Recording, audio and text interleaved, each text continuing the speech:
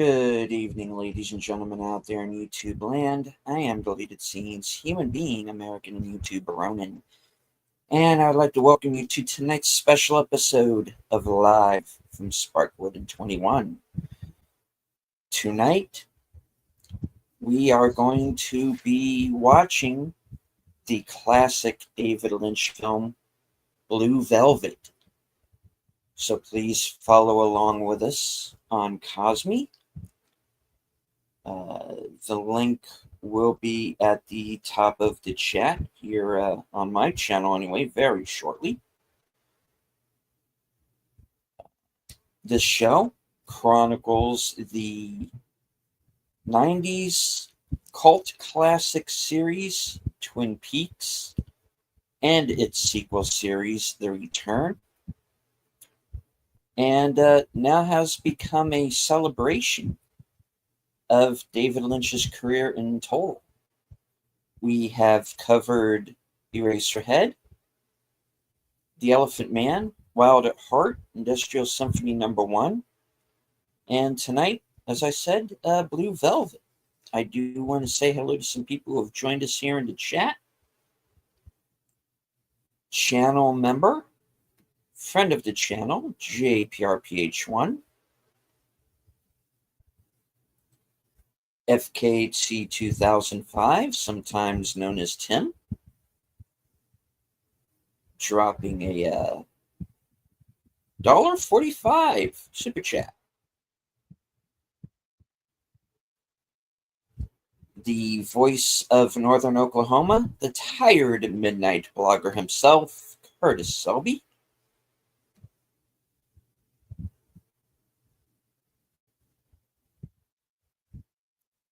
Host of Films with Friends, the creator of the 10-word review, Big Al Presents. Faithful Blue Wrench channel member, the Bird Woman of YouTube. Watch out for her channel, Fluff Chick Productions, Connie Cleary.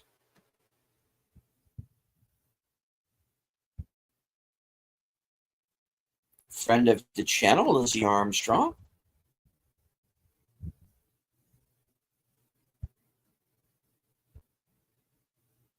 Enigma Severus.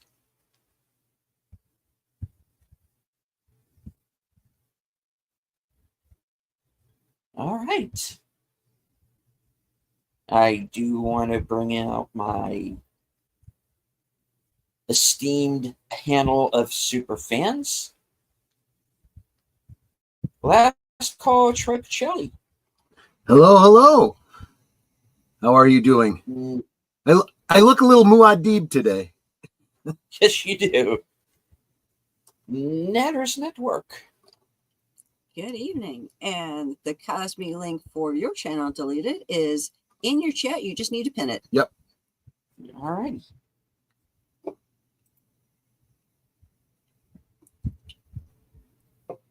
There we go. Let's just pin. And of course, H Boomer. Hello. Hello. I'm Flappy again tonight.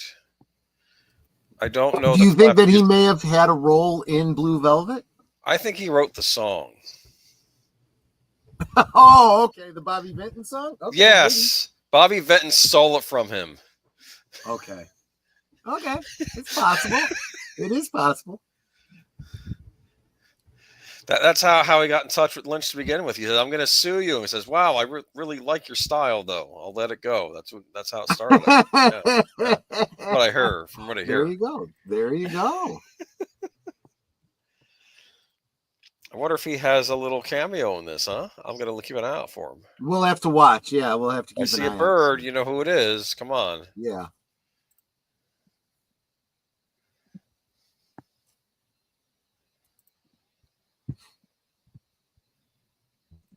All right. So, very quickly around the horn, before we get started, what was your first viewing experience with this particular film? For me, I want to say this was after I had seen Eraserhead. So I had become aware of David Lynch and his work. But I do not think that I rented it. I think that did I see it on cable? I am not certain. Either way, I saw it, in my home, on TV. I mean, unedited, but still, not at a theater. And yeah, and then when I saw Twin Peaks sometime later, I was like, yeah, this kind of has a ring of that movie, that Blue Velvet. I do remember my mom watching the movie with me because she was a Bobby Benton fan, so it's like, oh yeah, it wasn't what she expected at all.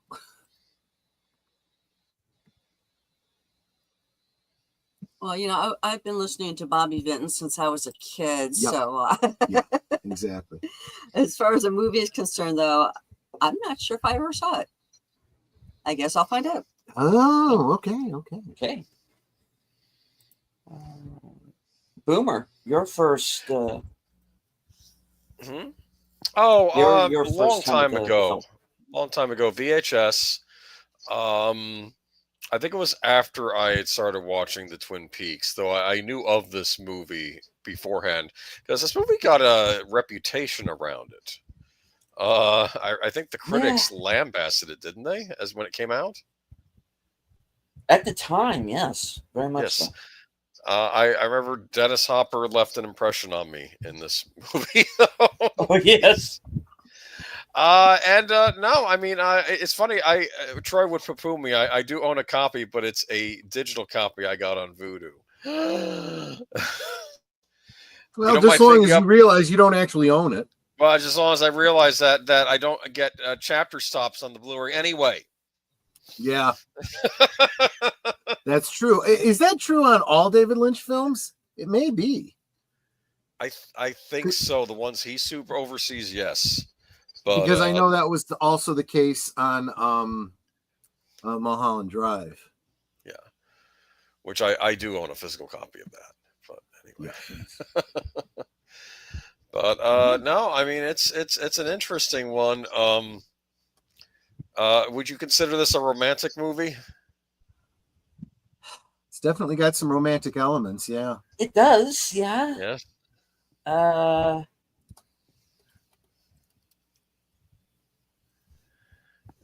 As far as at least one of the couples in the film is concerned, there's romance with the rest. Yeah, there's a lot of well, let's just call it what it is. There's a lot of abuse. There really is. Yes. As for me, my first I was aware of it at the time. Mm-hmm. That's when it's when Blue Velvet was where I actually put a name to a face when it came to David Lynch, so to speak. I was aware of this film, didn't see it right. It wasn't allowed to because I was still too young at the time to see it, but I did see it kind of years later on cable, and that was probably really either late 80s or early 90s before I actually finally had a chance to sit down and watch this movie from beginning to end. So that's when I was able to make the connection of, oh, David Lynch directed The Elephant Man, because when I saw The Elephant Man, I really didn't make the connection. I didn't pay attention at that time to who wrote and directed films. So, of course, I had known Dune, and I finally put it together. Oh, okay. Eraserhead, Elephant Man, Dune, Blue Velvet, same guy. So, yeah, this is... I'm going to forewarn people. what we have shown you has been fun and games. But this is a movie that has some very dark elements to it. And I wanted to do this movie because at some point, because I really do think this is like the test balloon for Twin Peaks. You know, and while we were watching Twin Peaks, especially in the first 2 seasons, I occasionally refer to it as Blue Velvet, the series. Yeah, I can see that. Because I really do consider this, if Mulholland Drive is same world as Twin Peaks, Blue Velvet certainly is. And if not, I would say it's at least the prototype. Yeah, that's the good word. This is the prototype for Twin Peaks. And it is very much a film that takes place in this small town, which I believe is called Lumberton, if I remember correctly. You're taxing my memory on this one. I have that kind of stuck in my head with this movie for some reason. But anyway, again, very small town that seems very bucolic and very Mayberry on the outside. And then, you know, David Lynch refers to this movie as The Hardy Boys Go to Hell. And it's really what it is. You know, you have this young man played by Kyle MacLachlan, Jeffrey Beaumont. He returns home to see to his father, who I think has a heart attack, as I recall. Anyway, he goes to see his father. He's walking out into a field, and he finds a severed ear. And in the process of investigating this on his own, he really falls down this rabbit hole, and finds this whole criminal underworld is going on underneath everything. And I'll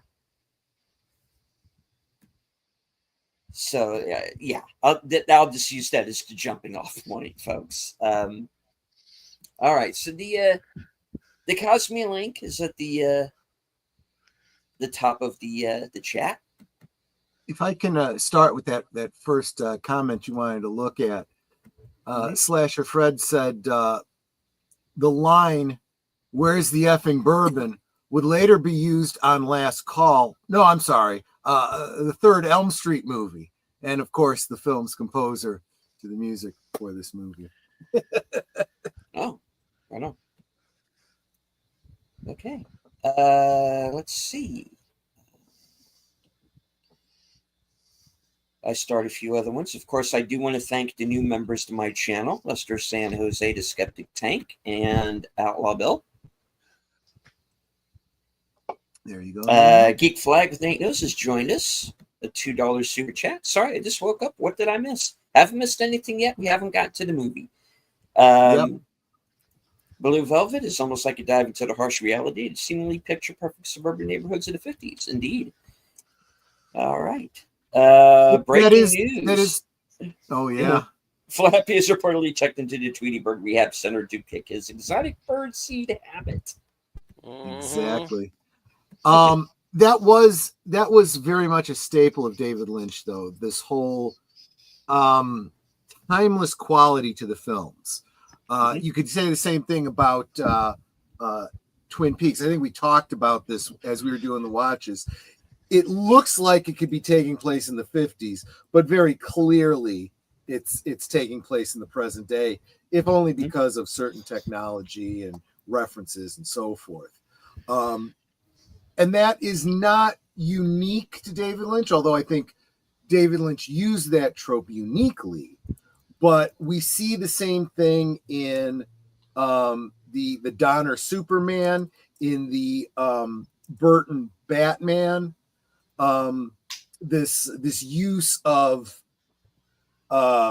older style cars, architecture, clothing and hairstyles that imply a bygone age, even though it's very clearly taking place in the current day.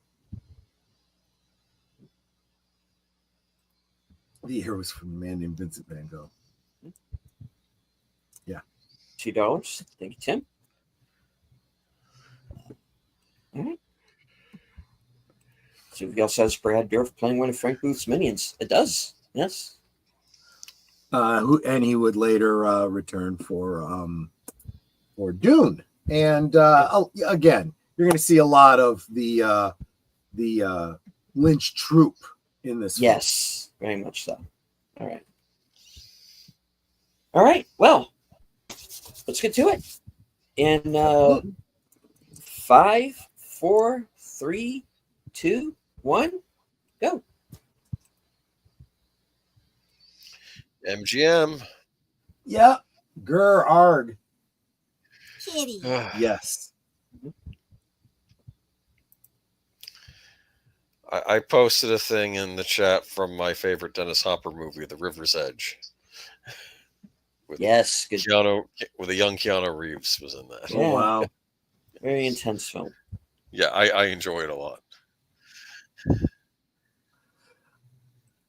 And this was another aspect that I had forgotten, that this was a De Laurentiis film. Is there such a thing as blue velvet cake? As a matter of fact, there is. But you know what? I highly recommend you avoid those colored velvet cakes, because all they do is they put a whole bunch of food dye into them. So much so you can almost taste it. They always struck me as off-putting, if I'm honest. I never. And yes, Slasher Fred did say, "Rest in peace, Priscilla Pointer."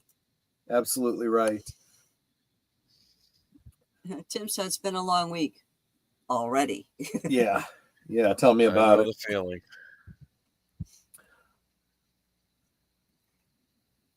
Hey, let's just Skeptic take obsessions. Remember for 5 months. not so tonight. You won't. Yeah. Not for tonight. It's like old Hollywood music. Yeah, it That's very much an old school Hollywood opening. Yeah. Oh, I noticed that that composer. Mm-hmm. I like how on the nose that opening, the curtain hanging there literally is blue velvet. There's the song I know. Yep. I wonder if he had to pay royalties Oh, to absolutely. Bobby Vinton. Absolutely. Did John Waters and David.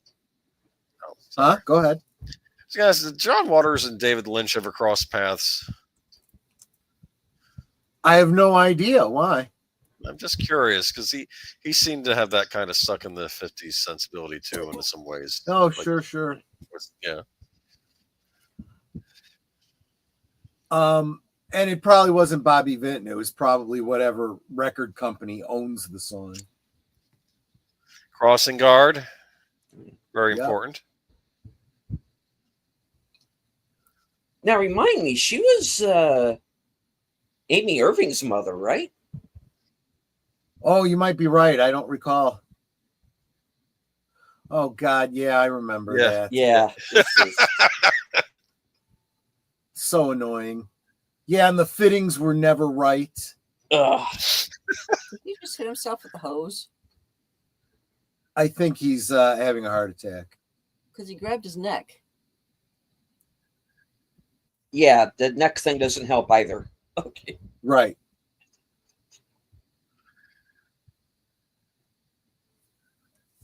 Dogs are fascinated by water streaming, aren't they? Yeah. As much as a cat is by a laser pointer. Mm.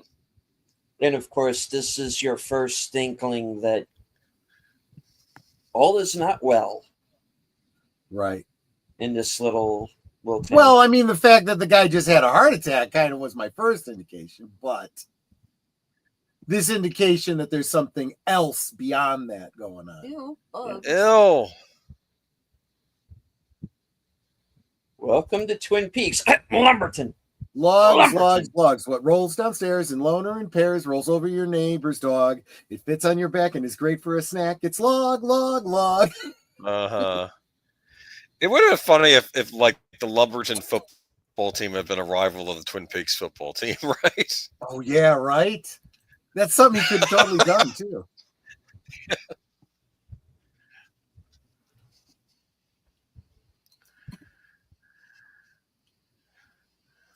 Well, congratulations, Nate. I'm glad to hear you got a clean bill of health. We were talking about that and a bit concerned. One thing I will say about this character, though, is he's got a very different style sense from Dale Cooper.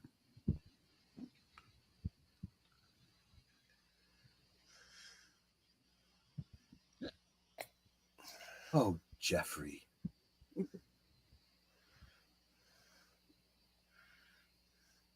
A little worse for wear.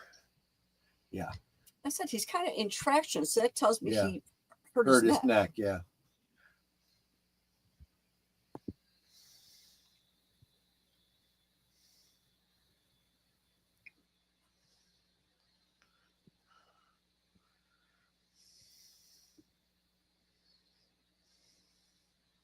Finish watering the lawn.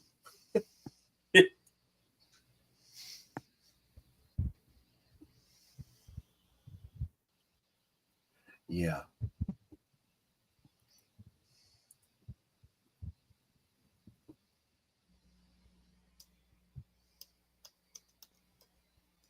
I had an aunt that lived in Flossmoor, Illinois, and if you went out her back door and walk down about 50 feet or so, there were train tracks.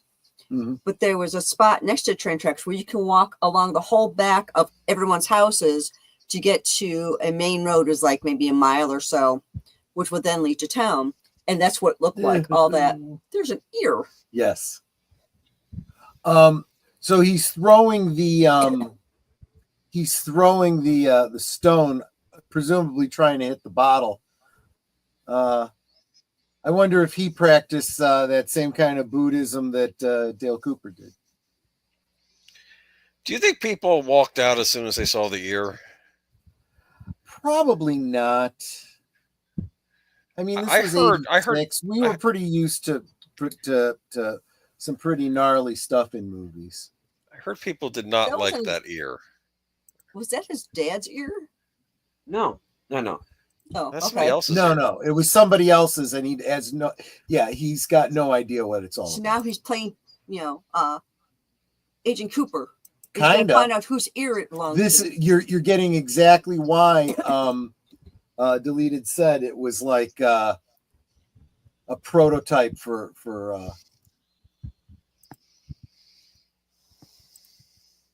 Twin Peaks.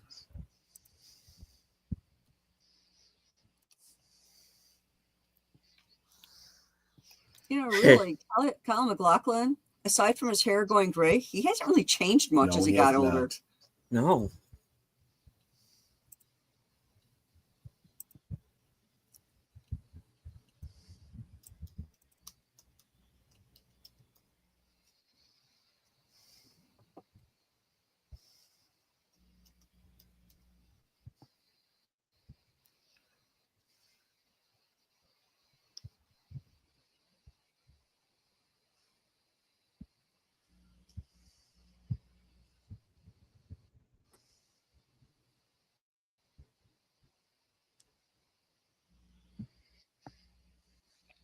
Because you don't believe him.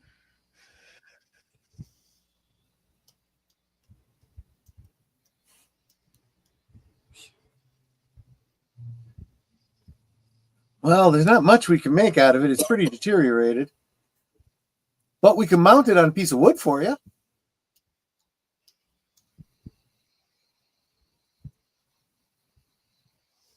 His name is Vincent van Gogh.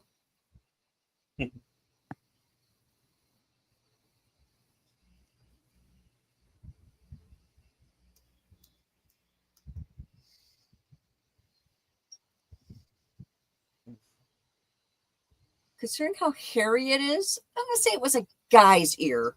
Because guys have hairy ears sometimes. I've never seen a woman with a hairy ear.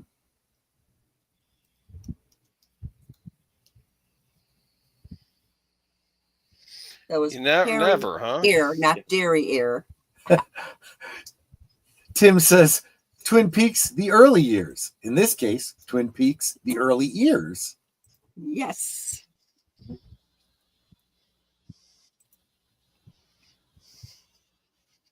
See, Boomer, it's funny that you bring up a point and click game, because I kind of had that feeling when I saw him go through the field, throw the stone, Yes. go to the other end of the field, talk to his dad, then come back down the same field. It was almost like, how those games go. I'm telling you, it was a real mistake. We never got like a Twin Peaks point and click game. That probably would have. It looked like they were going to do one, a fan made thing, and I've never like a seen survival any horror updates one. on it. Yeah. Exactly. Well, what's it called? What was that game called? Something Wade. Oh, okay. What is it called? I forget. It's very much like that. Well, like a fishing game? So this is considered a Hardy Games novel gone wrong or something? Like a story? Yeah, it's like David Lynch described this as the Hardy Boys go to hell. Okay. I kind of get that. And Alan Wake was what I was it is. trying to think. Alan Wake, Wake, right. I never read any Hardy Boys books. I read some Three Investigators books, but not Hardy Boys. And Johnny Dixon Mysteries, I read some of those because that was Jonathan Bellers.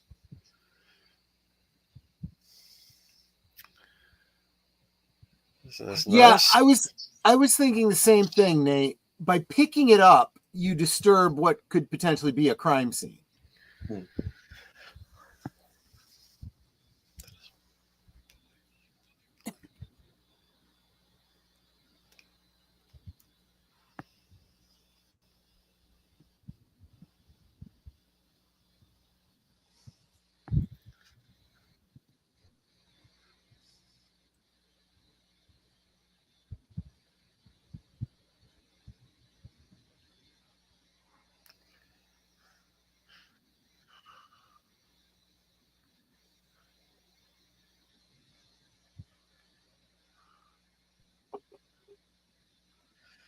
Now, how old is he supposed to be in this? Jeffrey. I'm guessing high school age, right? That'd be like 18? I got the idea college because Maybe first year college? Yeah. Yeah. He's definitely very young.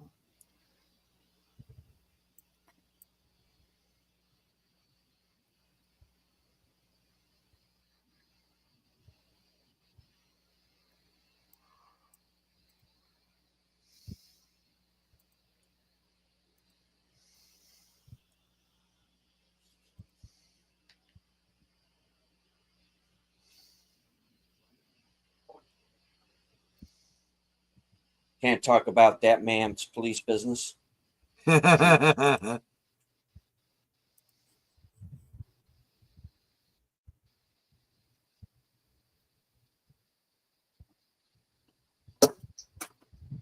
Say.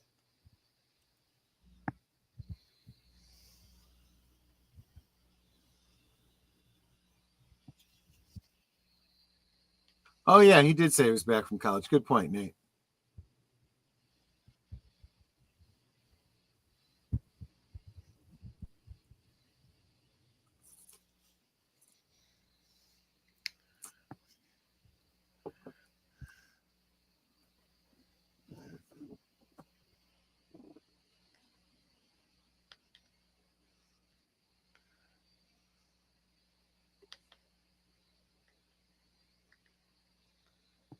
Better than the guy whose ear's missing.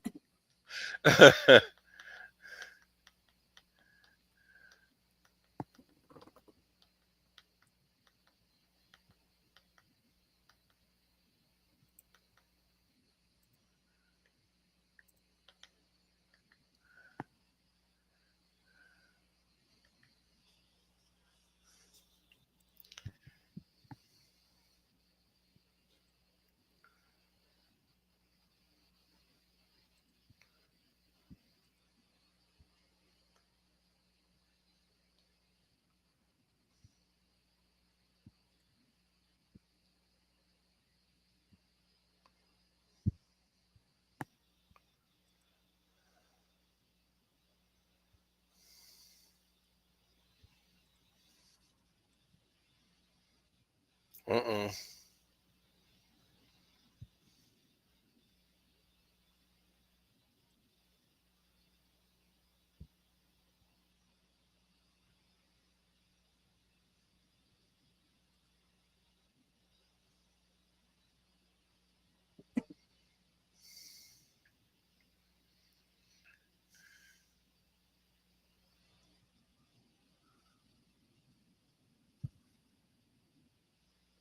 Oh no, not Lincoln. Was there anything more American than Lincoln, huh? Washington. Well, there you go. Apple pie? Yeah. Actually, that was Dutch, wasn't it? No, there's American apple pie and Dutch apple pie. Oh, okay.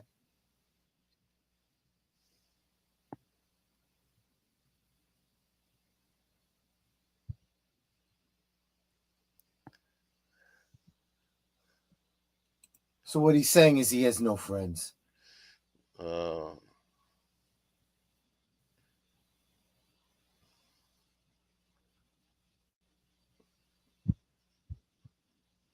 the chicken walk, huh?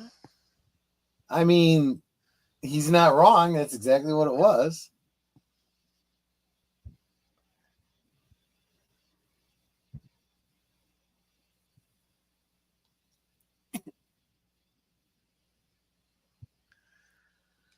Beaumont's.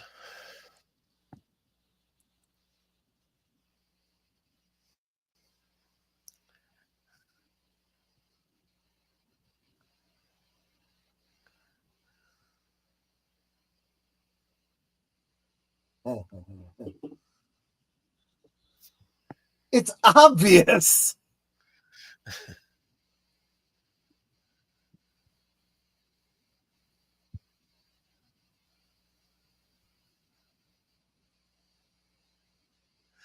You working there now? Probably needs to if his dad's out of commission.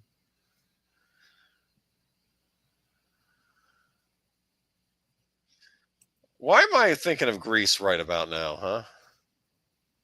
Again, because you got the high school and a lot of the people are in that fairly kind of 50s style.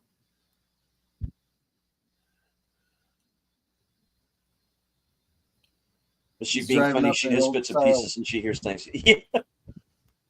What was he driving? A Lincoln?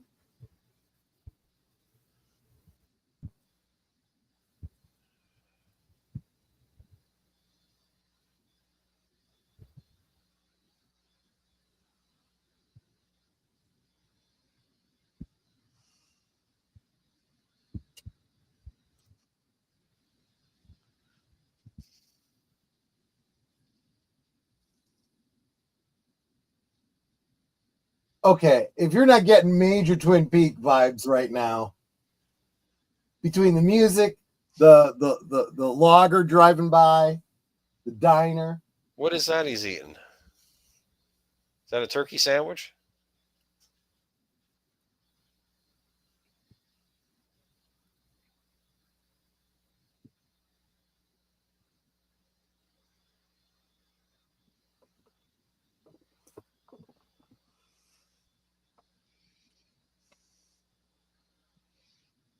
This is anyone would know this is a bad idea. I mean, immediately she should be telling him, no, bad, no good. Where's your sense of adventure? There is adventure and there is dumb. Gandalf would tell him to sneak into the apartment. I'm just saying.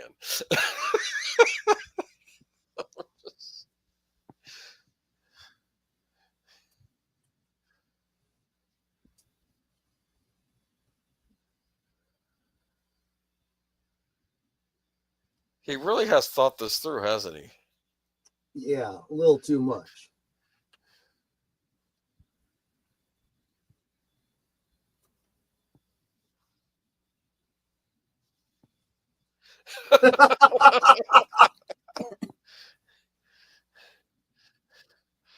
My gosh.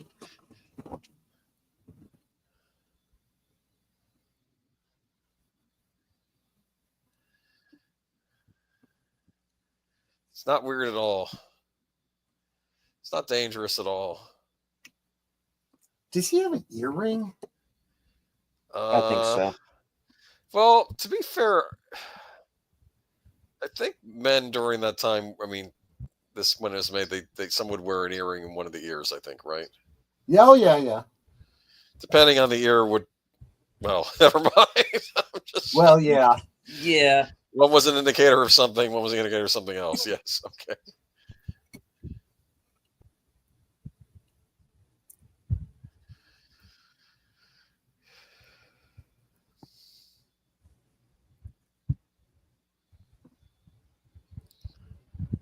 Nearly This 40 is- years from now, you will be my secretary. Wait. Yes. Shit.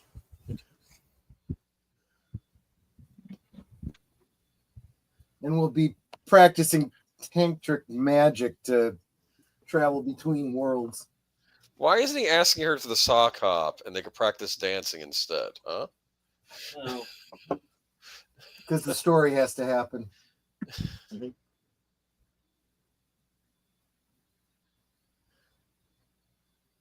Now I'm trying to think how Wes Anderson would handle this story.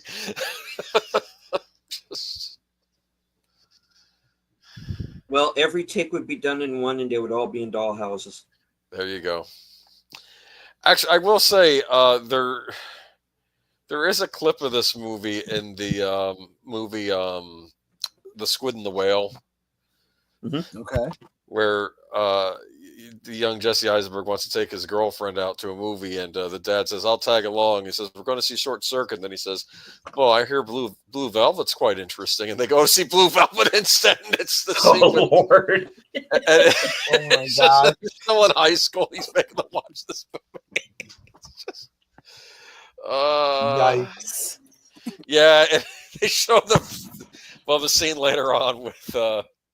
That's inappropriate. I mean, I guess there are a few inappropriate. There are a lot of inappropriate. That doesn't really narrow it down in this instance. I saw Short Circuit on the big screen. Number 5 is alive and all that, right? Mm-hmm. Yes. I don't know. I know it's politically incorrect, but I like the second one. With I thought it was better. Eating enemas. Yes, I remember that. I actually thought the second one was a better movie when I saw it. It had Michael McKean in it too, right? Yeah, he might have been in the first one too. But... Oh boy. I think something bad is going to happen.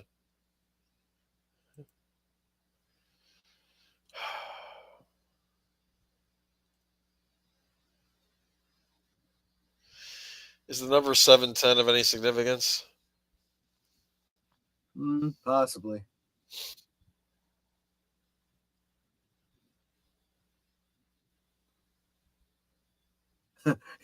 Basically, it's an empty canister.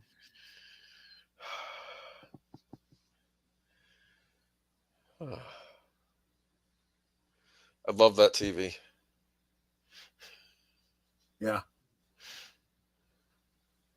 This could just as easily be a scene from the opening segment of Fallout. Right.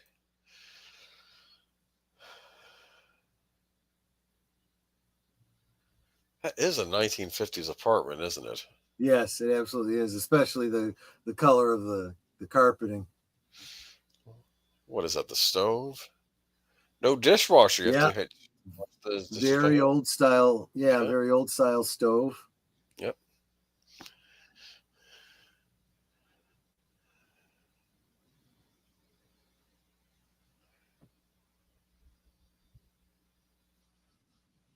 And remember that guy, because we'll be seeing him again. Of course. There's generally no throwaway scenes. No.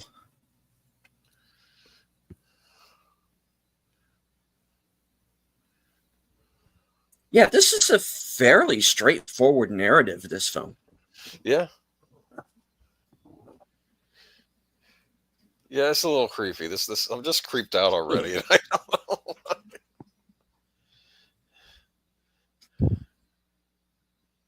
Isabella Rossellini, of course. Yes.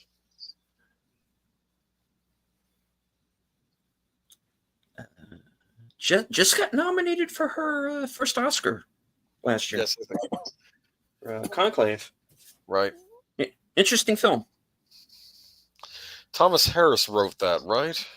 The other Robert Harris. Oh, okay. I'm thinking of somebody else. Okay, never mind. Yeah. Kept thinking it was the Silence of the Lambs guy. No.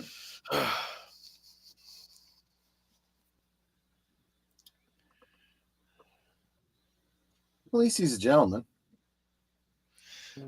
Could they be looking out the window at them as they're leaving? Well, actually, it wouldn't blow the cover, though, because she could have just been waiting for her boyfriend, right? Who was bugging the place. Yeah, exactly. Slasher Fred said, did you know Isabella Rossellini is the daughter of the late Ingrid Bergman, who had appeared in so many classic movies, mostly with Humphrey Bogart? Yep. In fact, there's a story about that. Because apparently David Lynch did not know when they first met, and said something to the effect that, you look almost exactly like Ingrid Bergman. Yeah. well, that's like when Kevin Feige said to Natalie Portman, hey, did anyone ever tell you you look a lot like Natalie Portman? Those of you that know. Lord. Feige. That man is lost without a map.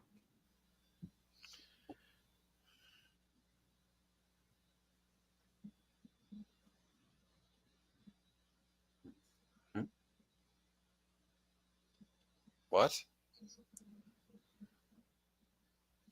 Computer? Delete Mike. Yeah.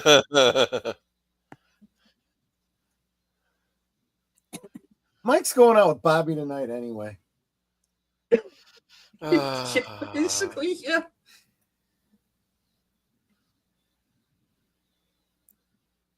She was really young, too.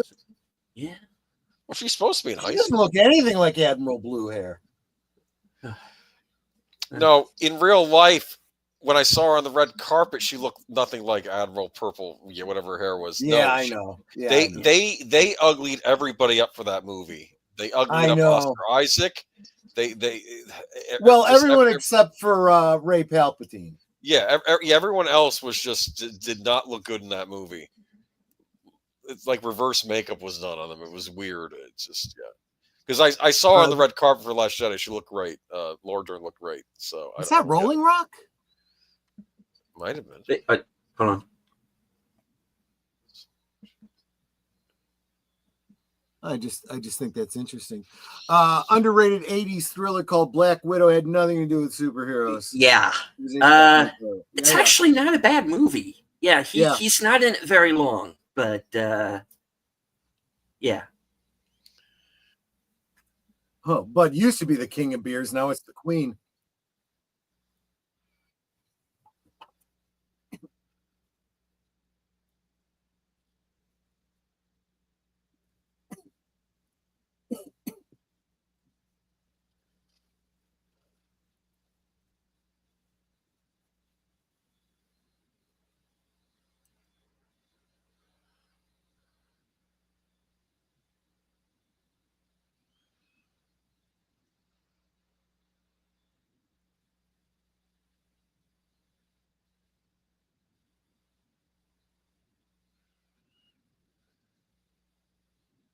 She didn't do the whoa woes. Yeah. It's not the same without the whoa woes. Yeah, this is more of a smooth jazz than a, pop ballad. How many people are in this club right now?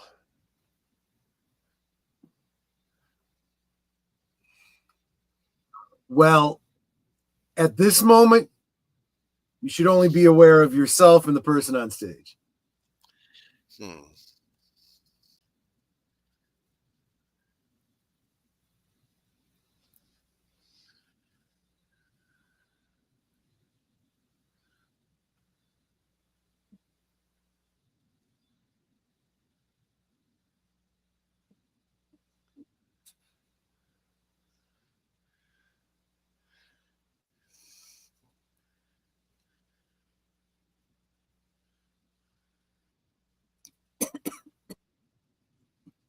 Yeah, Nate, that she's not a very strong singer, no.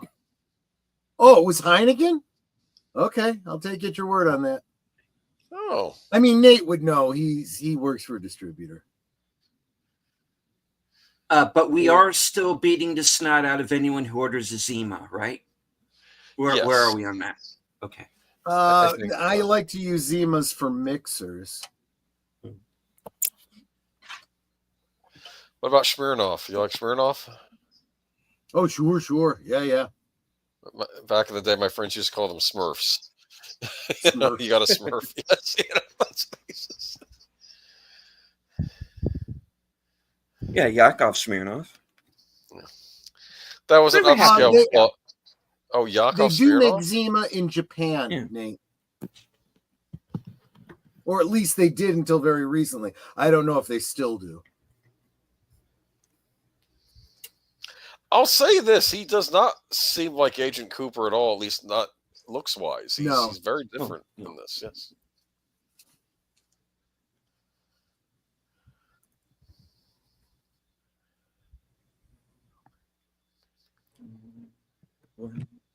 Because you left me three.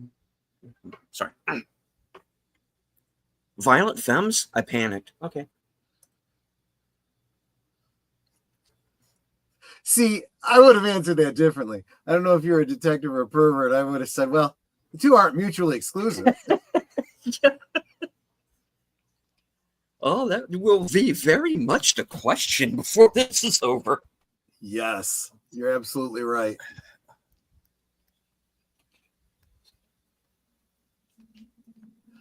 I like that sweater.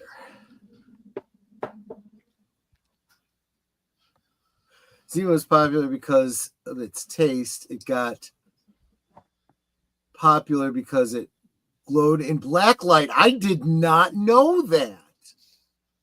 What glows to black light? Zima. Huh. I would not be going up there after dark.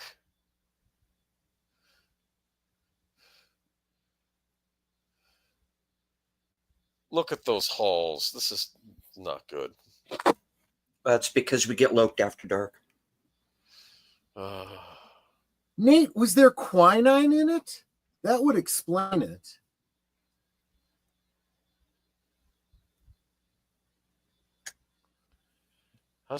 What's he doing?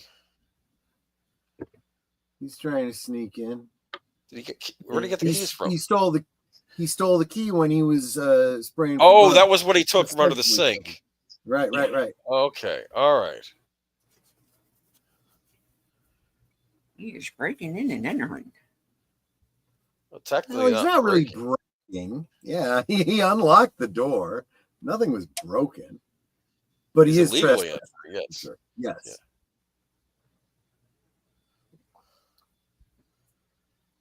Dude, man. What are you hoping to find? A body without an ear? I mean, I don't know. Maybe a body without any clothes. I'm trying to think where the rest of that body is.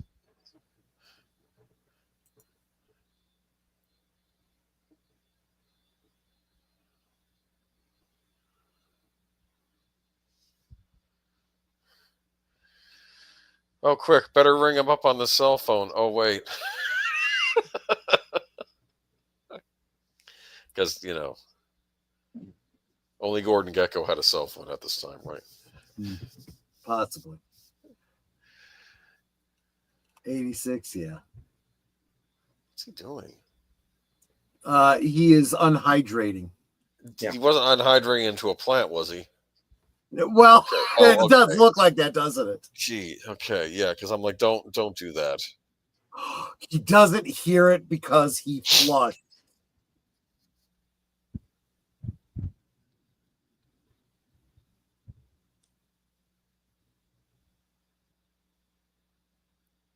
There's nothing okay about this. Look, just drive away. You still got Mike. I'm sorry. Yeah, exactly. Just go back to Mike. Trust me, you'll be better off. I have a statement from Mike. Mm-hmm. I cannot be in this part of the film. Nothing has been written for me. No. I did not even know that it was a popular theory, Nate. I just was guessing based on the fact that you just informed me that it fluoresced. See, this is why she got the role, not because of her singing ability.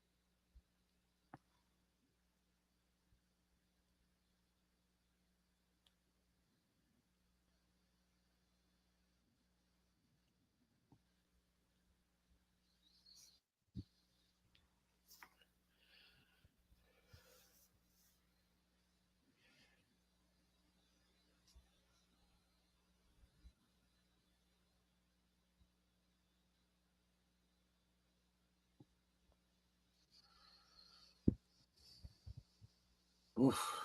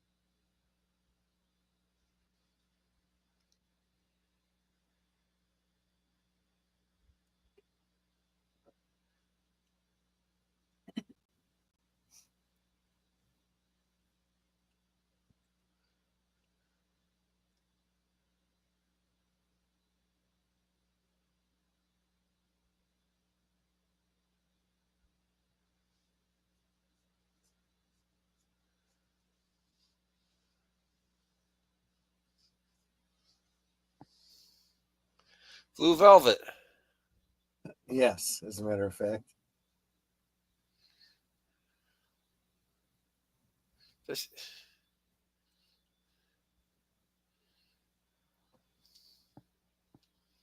Do you know this movie is exactly 2 hours and 33 seconds? Okay. You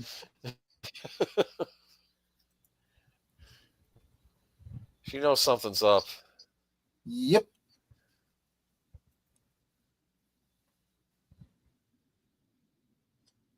From now on, we will refer to him as you idiot, not you agent.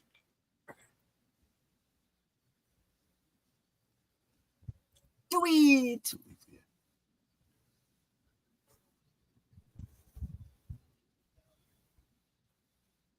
Oh. She will stab your ass. Okay.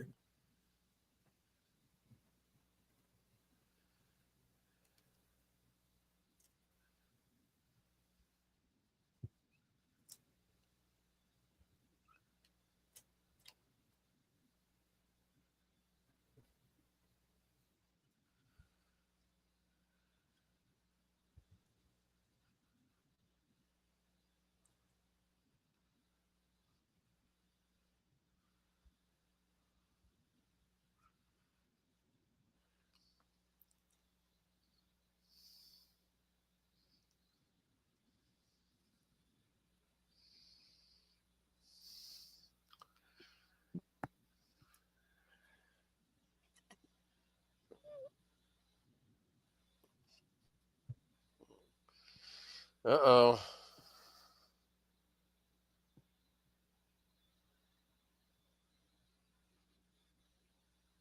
Yeah, this is incredibly uncomfortable. Like I said, nothing about this is all right.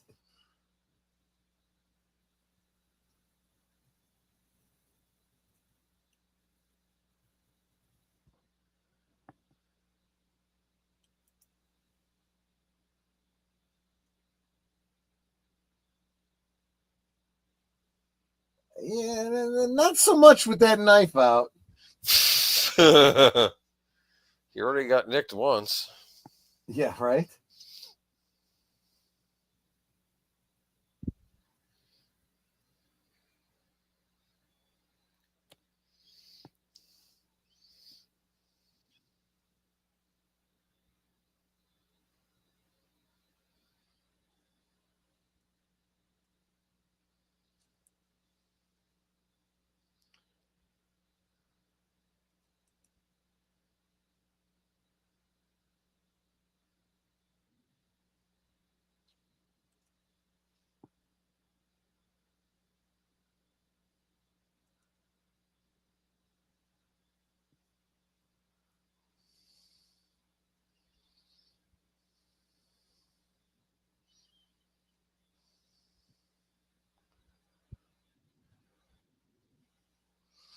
Alrighty then.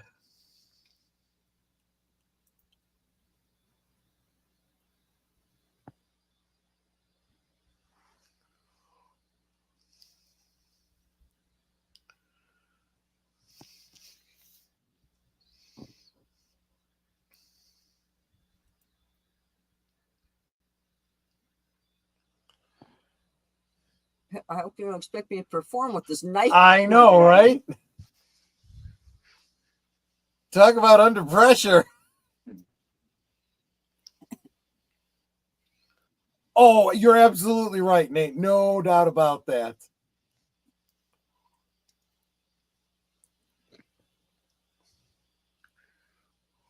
I just saw Kyle MacLachlan's butt. Yep. Back in the closet. I feel like Ozzy Yeah, and Harriet should be Put it on playing the radiator. That's where it belongs. I'd be getting dressed. Maybe easier said than done right now. Uh-oh.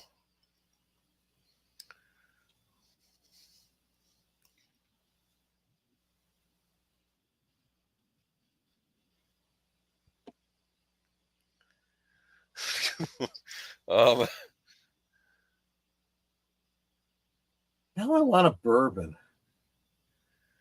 Well, some people like bourbon. Kentucky bourbon. Now you'll be having a Moscow Mule on Friday, right? Yes. At least that's the plan.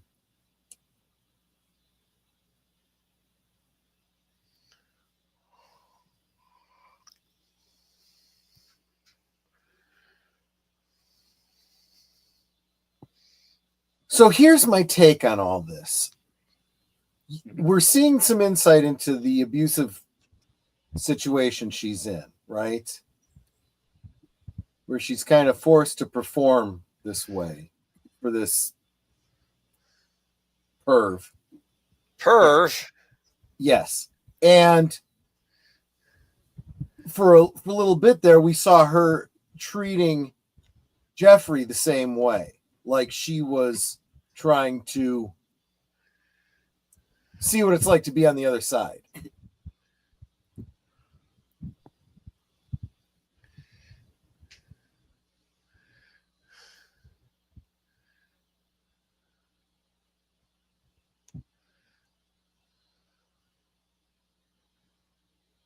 When did this movie turn into an R. Kelly video?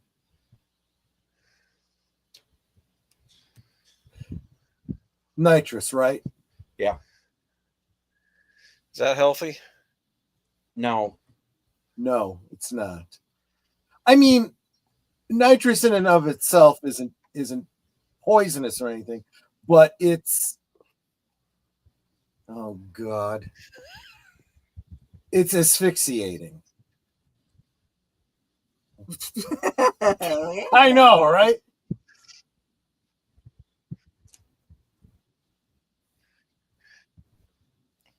I bet there's some high-priced CEOs that do a similar thing, right? Yeah.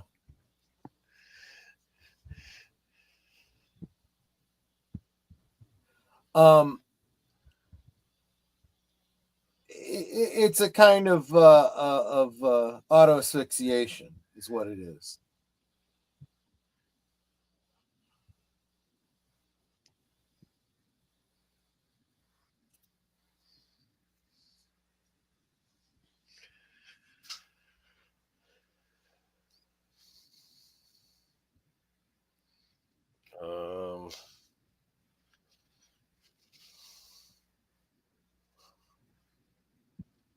Is this what 50 Shades of Grey was like?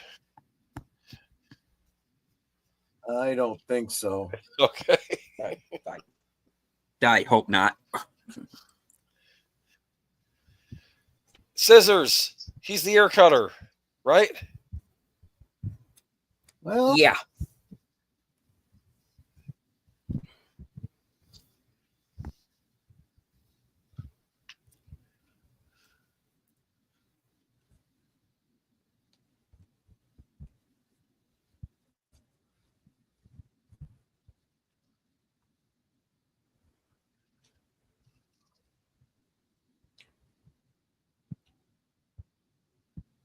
So apparently it doesn't take him very long.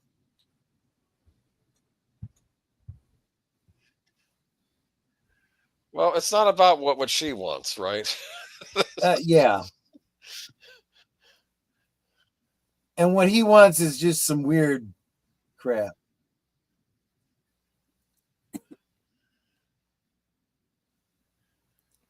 Is he wearing a cow tie? Yeah. A bolo tie.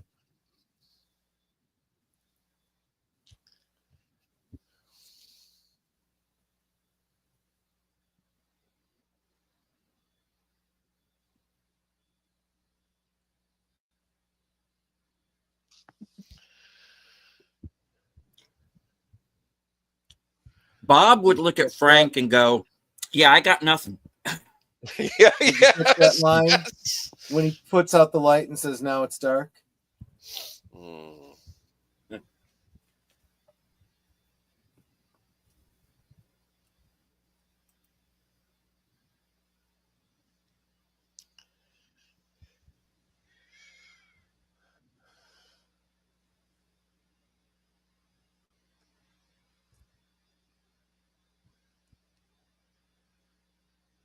Yep. That guy is one big bag of crazy.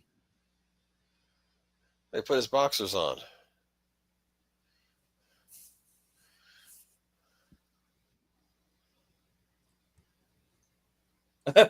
Yeah. Maybe it does, Curtis. Maybe it does. Yeah, I wouldn't be surprised. Yes.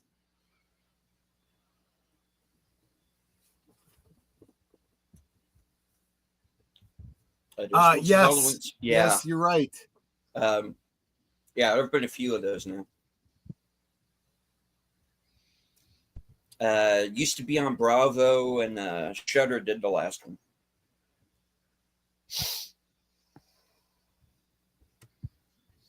Have my clothes on and out the window. Yeah.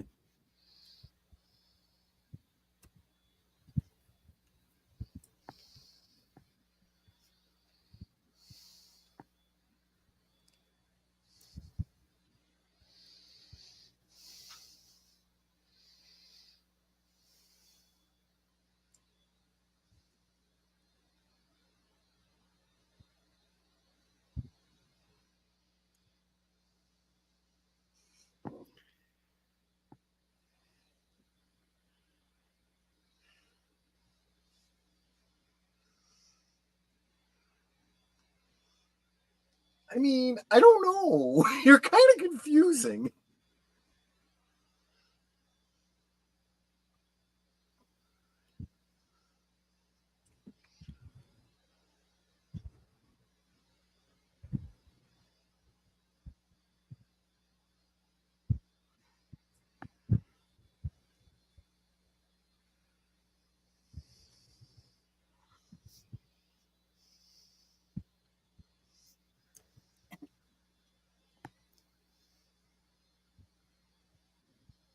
Of course, one question to ask is, does she think he's with Frank? Hadn't considered that. Well, she was accusing Certainly him. that had to have been one of her first thoughts. Yeah.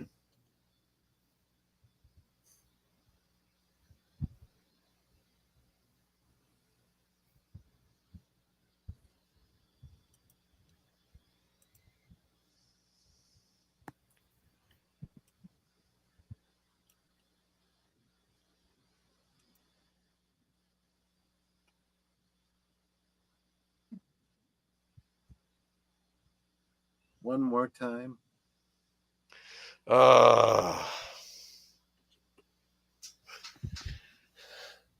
Yeah, talk about Crazy Train.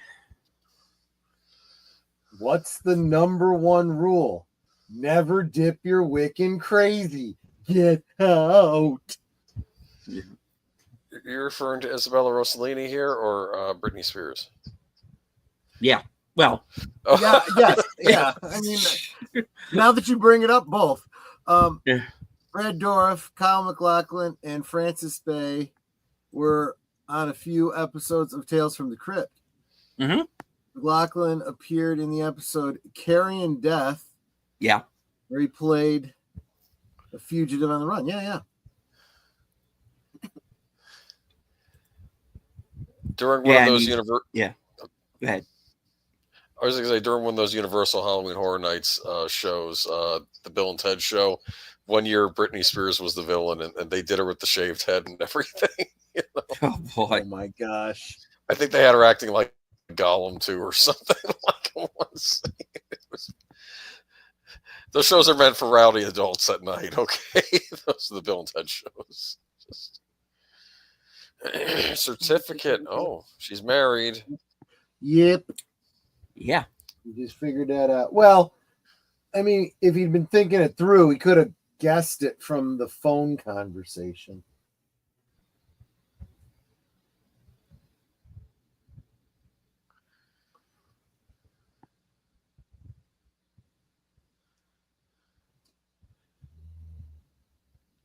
The big question is Laura Dern still waiting for him?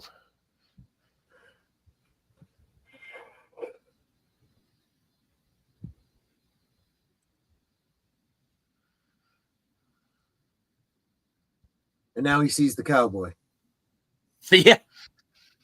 Looks like Jabba the Hutt to me. What the heck? Electricity. Yeah, exactly. Will this experience mess him up a little? Is that what I'm getting? Wouldn't it mess you up a little bit? Maybe.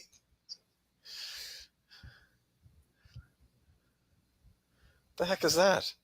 I don't know. Couldn't tell. That's an odd flag. Is that a colonial flag?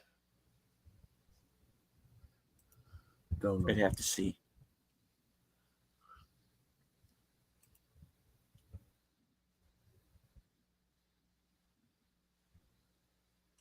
Yeah. Is that Hang Paul on to Bunyan? that. Yeah. I feel like there's another. I'm gonna need it. I feel like there's another movie with that guy with the axe, right? That we're missing. Yeah, right.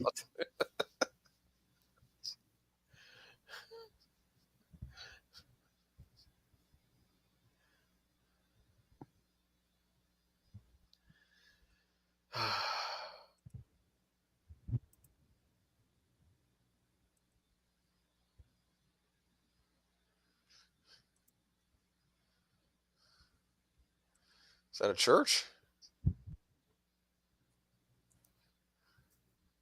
Apparently.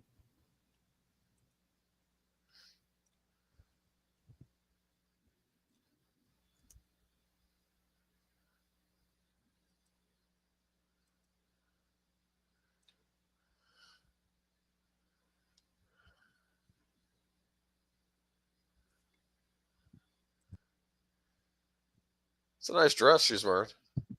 Yeah.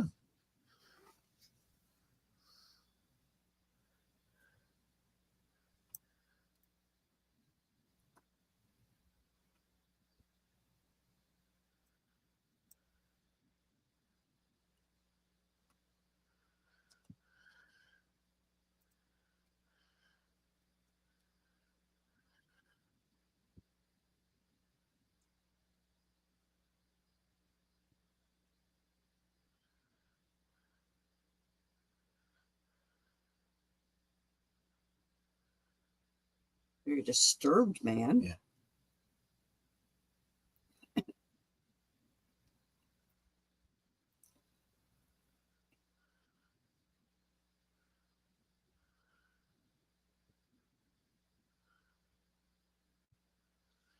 Okay, that's actually quite sound of him.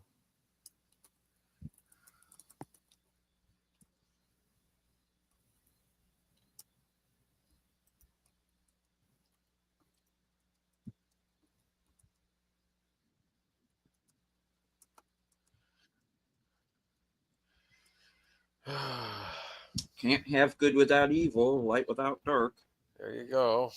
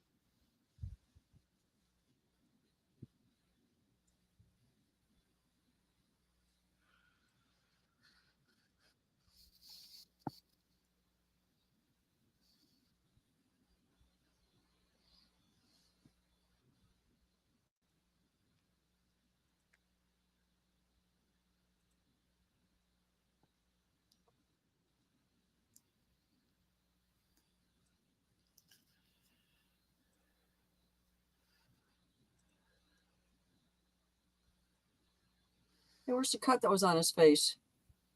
It's not there now. Interesting. Well, it wasn't a very big cut. It was a very tiny little No, bit. but it was bleeding. It would still be there unless he covered it up. I mean, Yeah, a little bit of clear, so.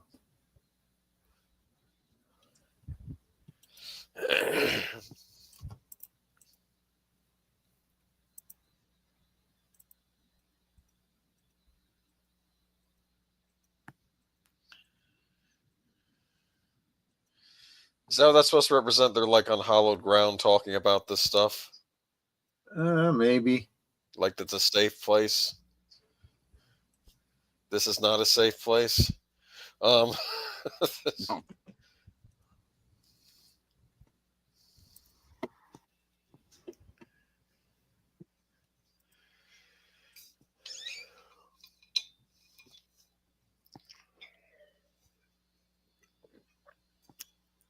All right, does 710 have any significance? I have no idea.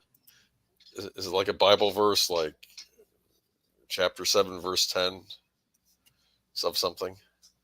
Your guess is as good as mine. Okay, well, it's...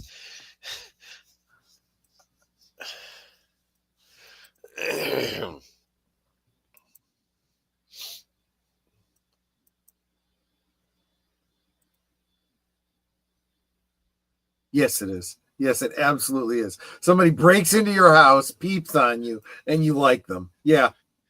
Well, he's nicer than the other guy that subs by your place. Not a very high bar.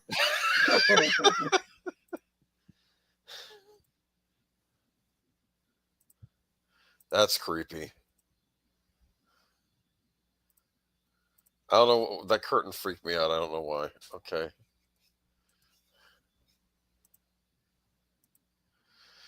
Heineken in those blue, green bottles, right? I'm telling you, Heineken got some great product placement in this movie. This and Austin Powers too. Yeah.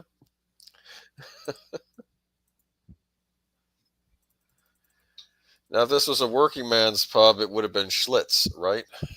Probably, yeah.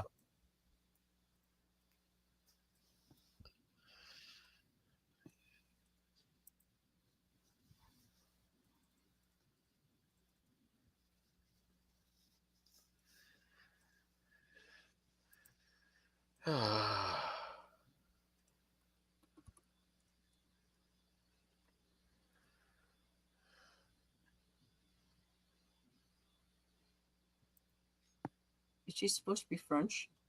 Italian. Huh. Actually, I don't know what the character is supposed to be. I'm just saying that that's Isabella Rossellini's natural accent, and it's Italian.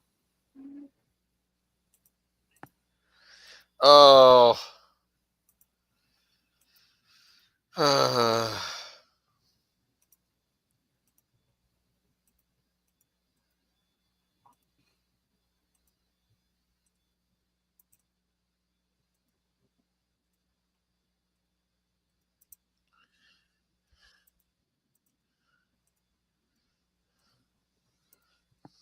Here's our merry band of pirates. Yeah.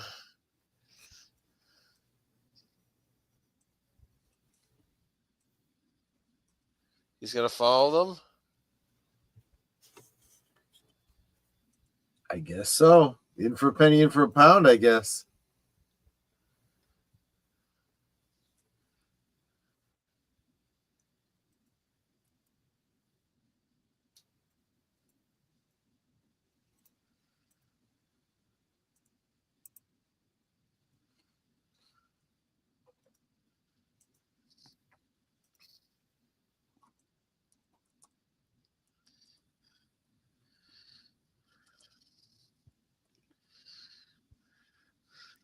I like the lighting. Yep.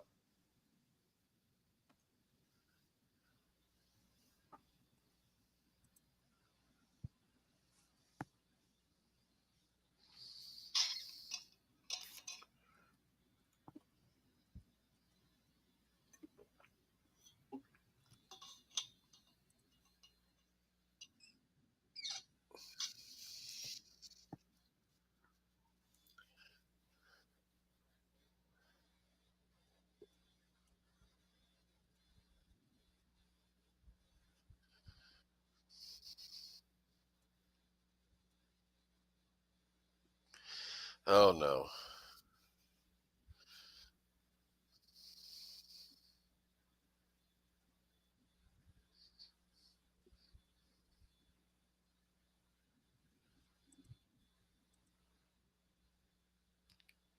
Oh, jeez. Uh-oh.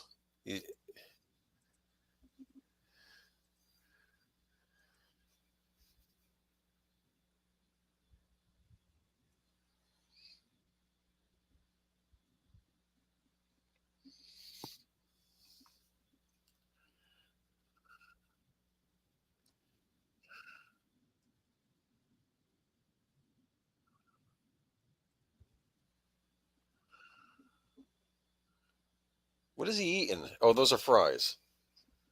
Right? Presumably. And this movie could be fingers, right? I'm just saying. Well, good point.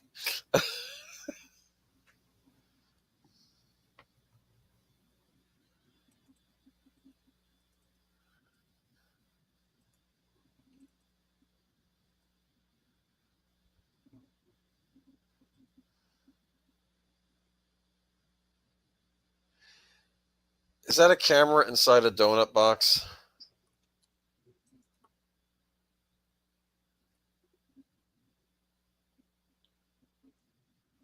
That's the first place the cops would look. Yeah, that's true. That's true.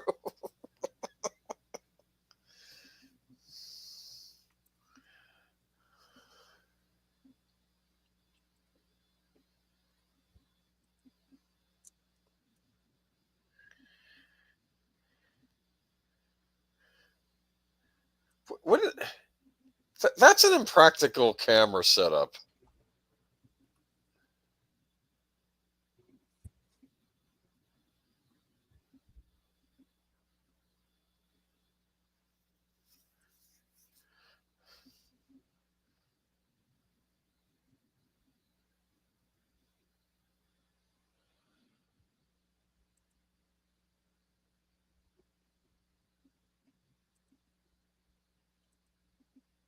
Stephen, I'm curious. You're a Lynch expert, right? Up to a point, I suppose, yeah. I wonder if these characters were written to be younger than how we're seeing them on screen. Like maybe 14 or 15, like maybe 14 or 15. Well, Kyle McLaughlin's supposed to be in college. I Yes, understand that. But I think that I get what he's saying. Yeah. It is entirely possible that the characters are meant to be younger, but Okay. because they are putting them in a film that people are going to consume, they And don't want them because to be of underage. because of situations they get involved in, because Exactly. that whole thing with the camera, that's like something a teenager might do and think is clever, where if you're an adult, it's like, that doesn't make any sense. But it would not be too cool if that 16-year-old boy was Isabella Rossellini in that scene as we saw it. Yes. And might have been that, maybe that was a compromise, because that's what's throwing me off here.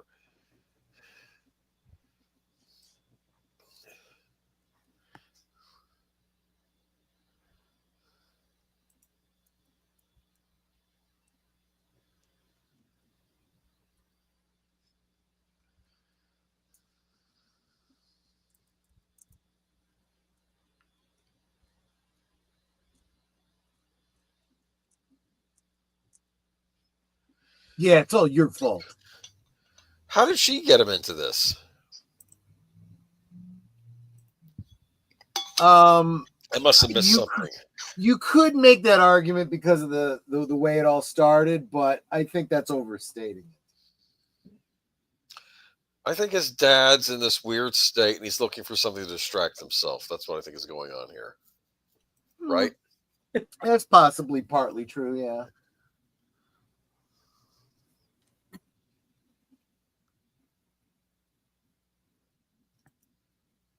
Yeah, he's kind of forgotten about his dad, hasn't he? Yeah.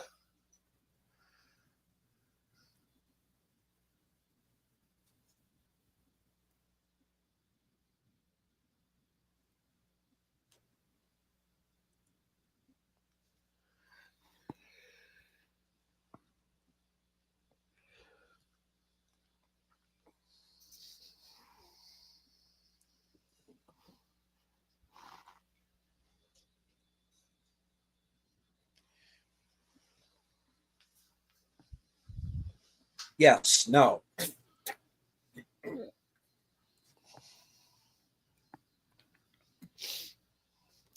Those curtains, man.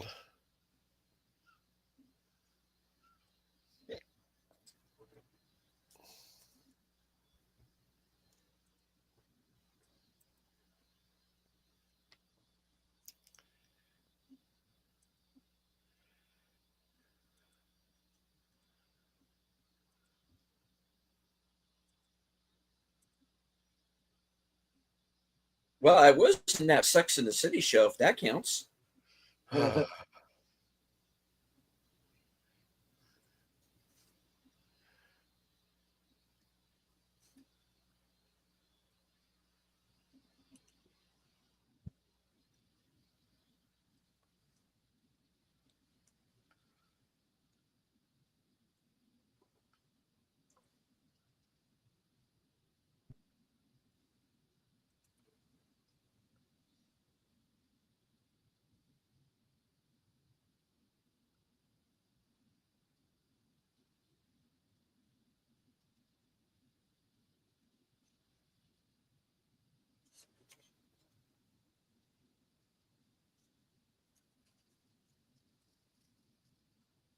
It gets to a point where you start to wonder who's more screwed up, her or Frank.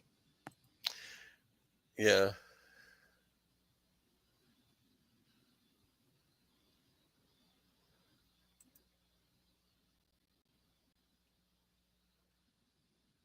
Is that from a birthday party?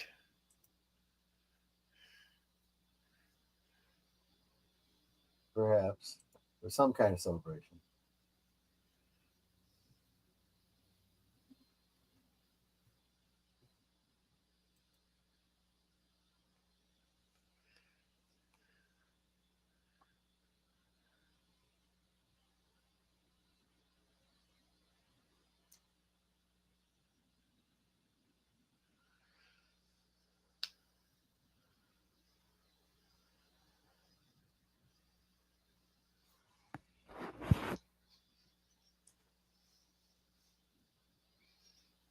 you say so.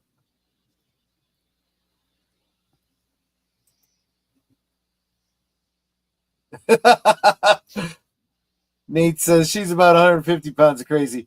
Frank's about 220. Yeah, that's the big difference. Well, how much of her being messed up is Frank's doing? You know, how long has this been going on for? Think about it. It could have been going on for like a year. I don't know. Oh, boy.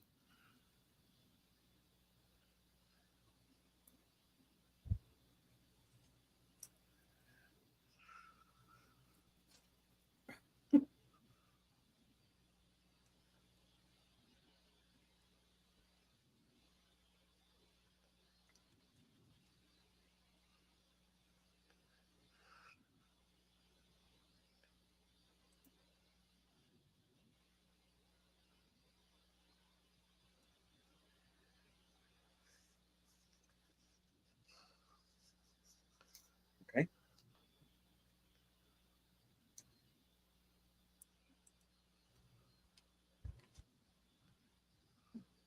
That means no, very politely.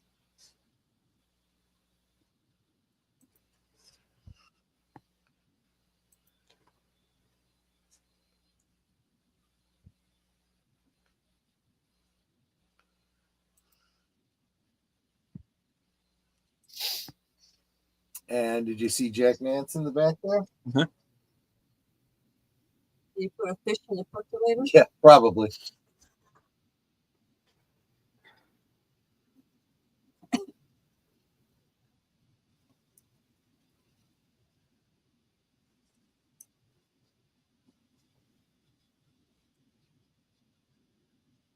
No, we don't.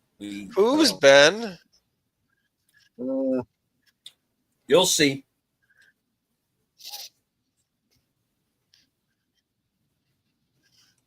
Does Ben make Frank look like a nice guy? It's like,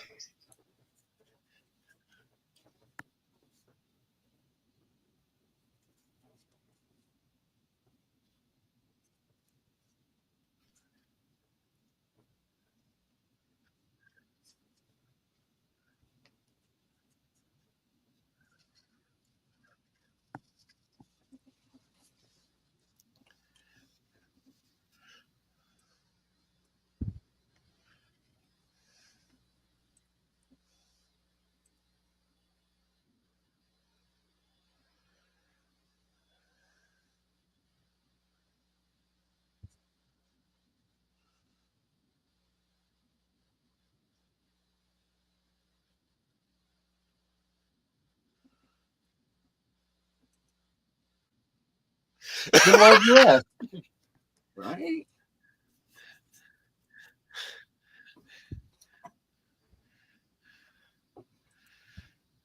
how about you, Troy? Pabst Blue Ribbon or Heineken? I honestly am not a beer drinker. Okay. If I had to choose, I'd take the Heineken.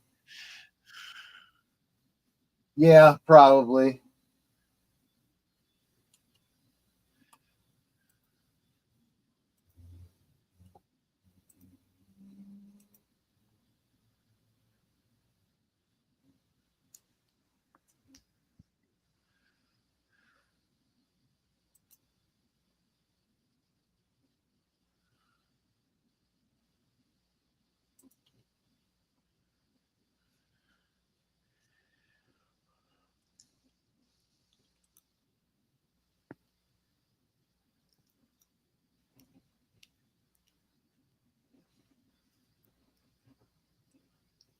How's Ziggy? Wasn't he on Battlestar Galactica? Yeah.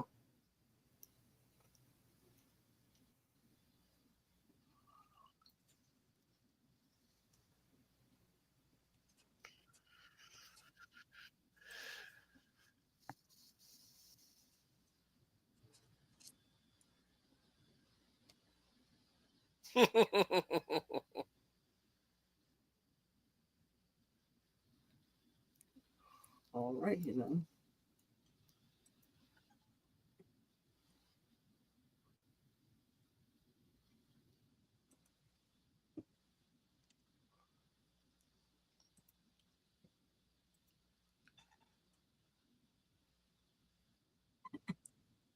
Well,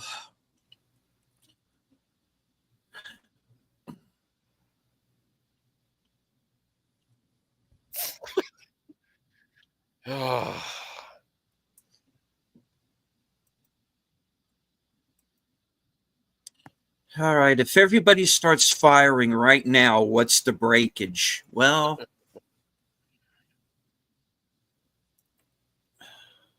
the women will hit the floor or run out the door.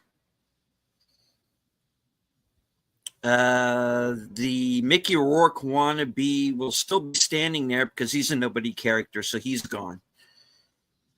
Jack Nance will McLaughlin's the survive. hero, so he can't die. Jack Nance will live. Dean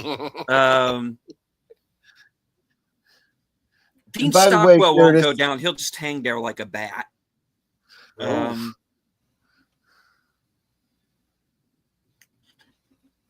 And Curtis, it's true. I used to be a Guinness drinker, not so much anymore. Does that mean you want me to use the Guinness we got in the fridge to make you more beer bread? That would make a great bread. Yes. Okay.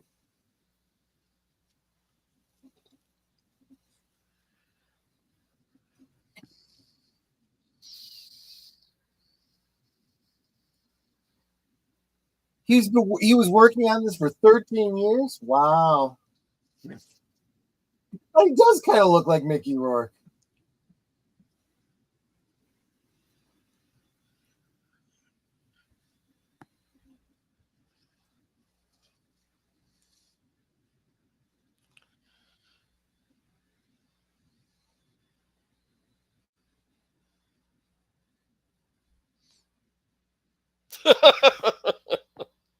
I like Brad Dourif. He's a good guy. Yeah, he actually is. I've heard some good things about him. People have met him. He's pretty base too, believe it or not. Yeah. In Hollywood, yeah. He's one of those old school liberals I talk about. You know, it's funny because I keep hearing from what's his name, Woody Harrelson, and he keeps describing himself as a lefty hippie. But the more he talks, the more I'm like, maybe, but I'm not so sure.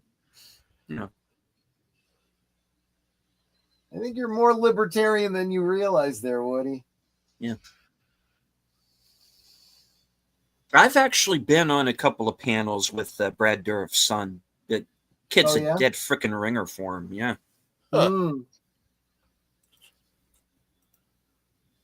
Oh, this is messed up.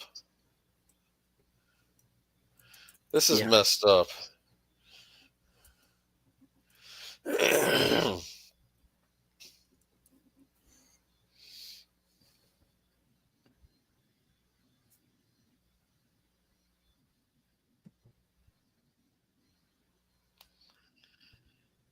Those lights are hot.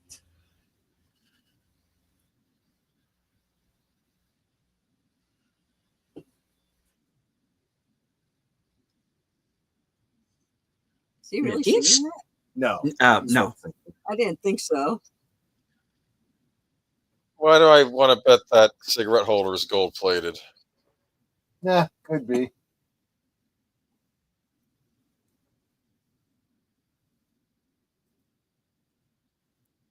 Both of these guys kind of had a career resurgence after this film. Yeah.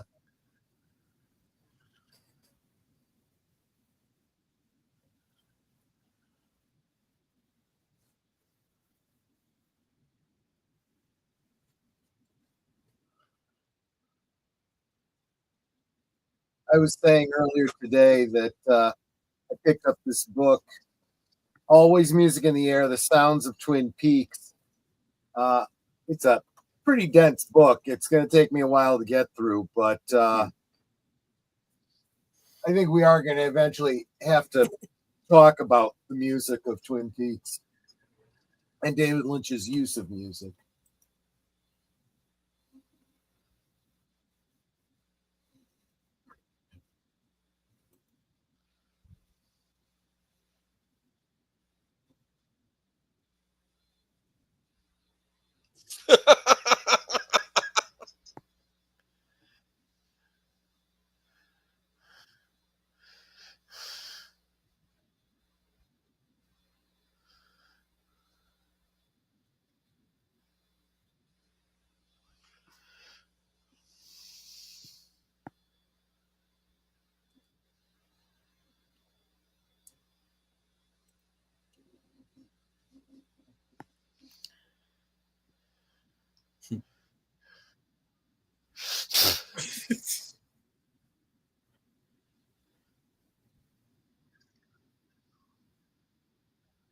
Well, alrighty then.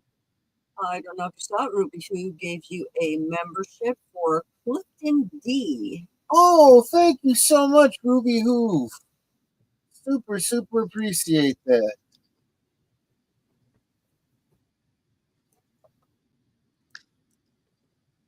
I super appreciate you, Ruby Hoof. Thank you so much. Who is the lucky winner? Clifton 3D. Yep. Oh, right on. And hello to Daniel Berry Sports Highlights. Sorry I didn't see you come in. Dude, man, why is he at the wheel? Well,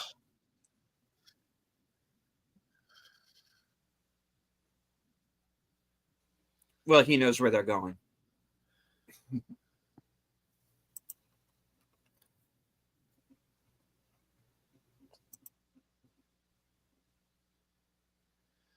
I'm getting a lot of negative energy from Frank.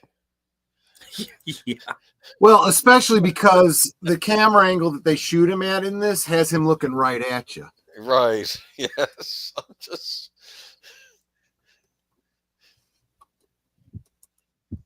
He is not a hippie. He is. No, absolutely right. Just.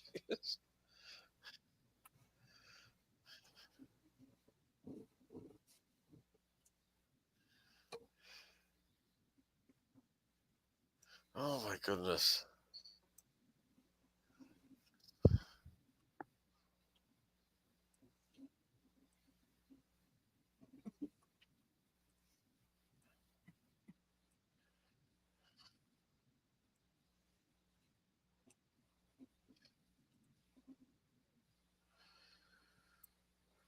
Oh boy.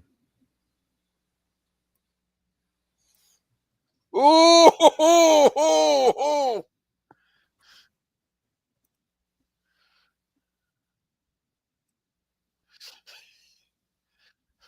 Why do I think this movie and Roadhouse exist in the same universe? I'm just saying. I don't know. Good point. This...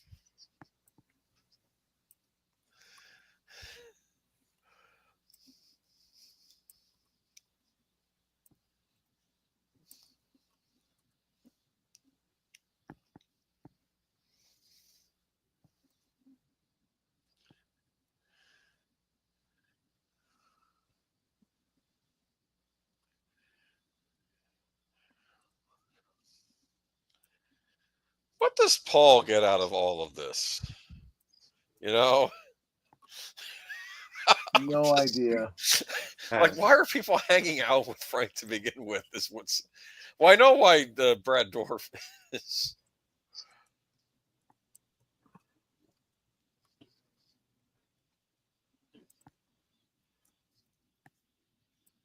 The voice of Chucky. Yeah, right? He was on Voyager too. He played a nut job on that one episode of Voyager. Oh yeah, yeah.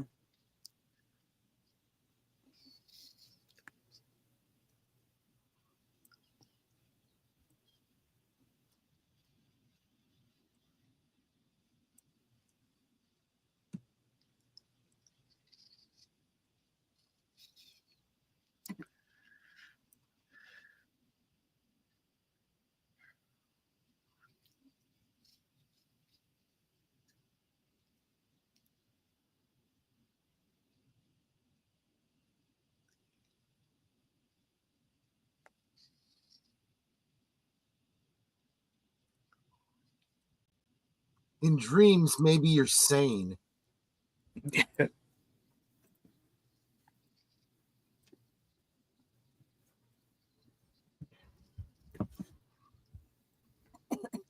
And the thing about this is he is so screwed up in the head.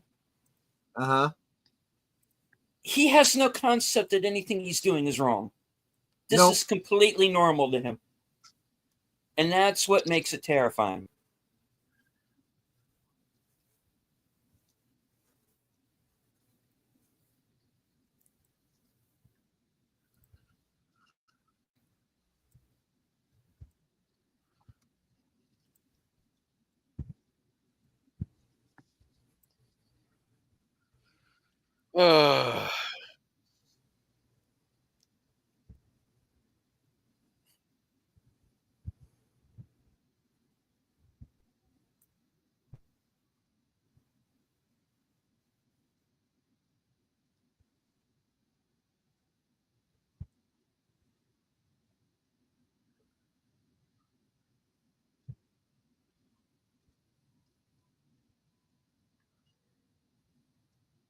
Yep. You dance. Just dance.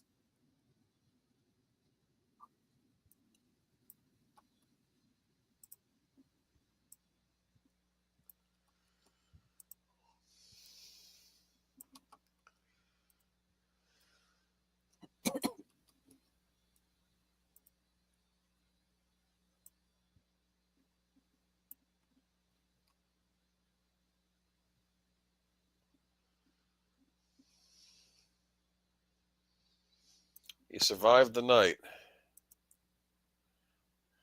Barely. Yeah, I was gonna say.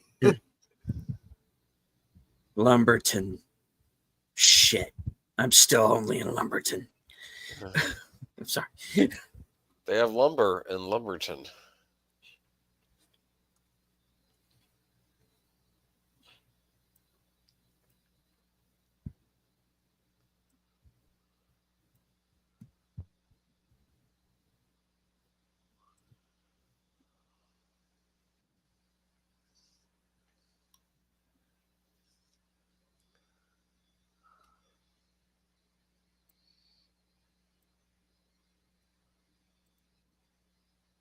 Yeah, you got some stuff to answer for too here, Sparky.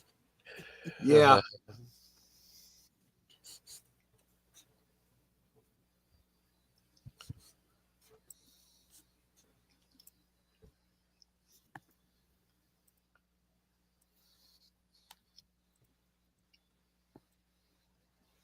Who's the dreamer? Yeah, well. Stay tuned.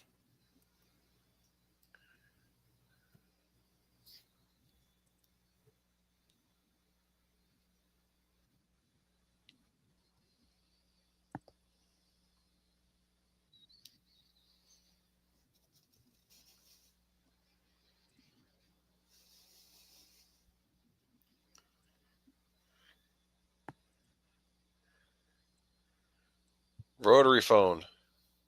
Yeah.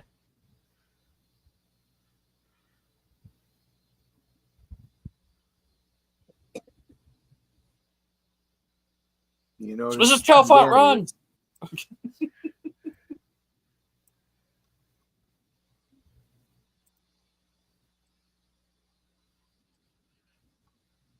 Sometimes this isn't one of them. Yeah.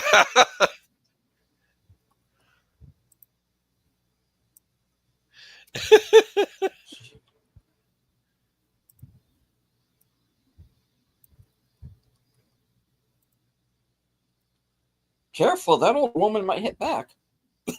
Right? Hi, oh there! Something on her!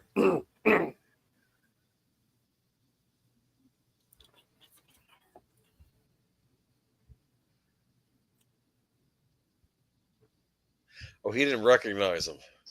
Yep.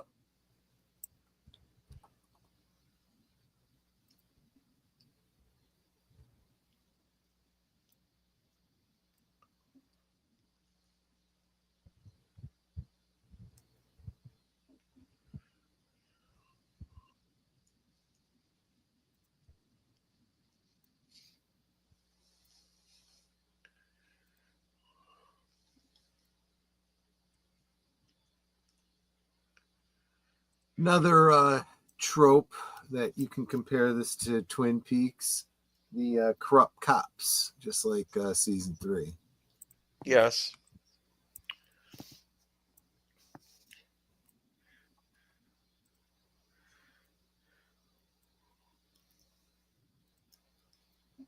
And Frank is possessed by Bob, by the way. What? just making an assumption here based Maybe he's on possessed by the other guy, yeah, the one-armed maybe. guy. I'm kidding. Mike, maybe. Mike, yeah, that's No, Mike's a football player. that's right. Never mind. Okay. Yeah, you see, there's a lot of Right. connective tissue in this. Well, if you think about it, it's not so far to thing to see in other parts of the country. Other weird stuff isn't also going on in the world of Twin Peaks, right? Oh, true. Yeah, I mean, Absolutely.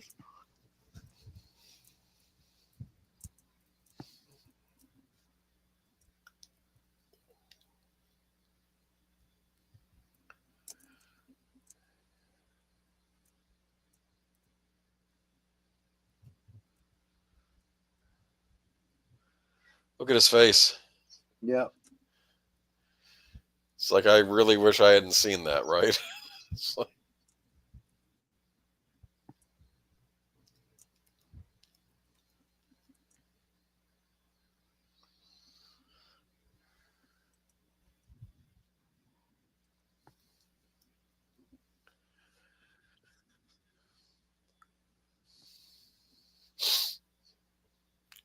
But I'm going to become an FBI agent one day. Yeah.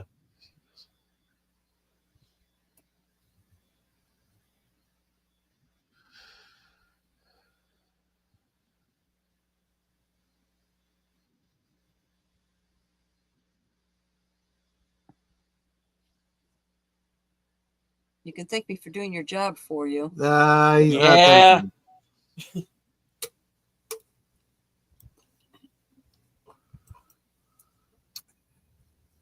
I'm not going to thank you for doing a job I didn't want done. what's she doing? Eavesdropping. Almost literally. She weren't chopping no eaves, honest.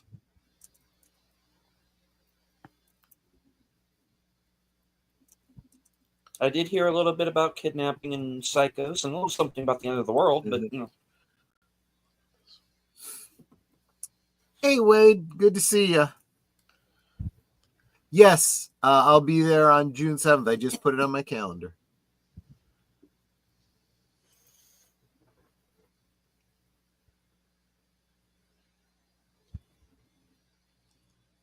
I want you to stay away from that boy.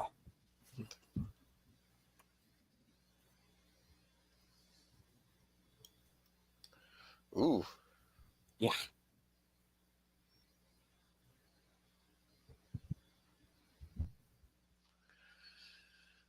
Is that a white picket fence I saw up front? Yep. Mhm.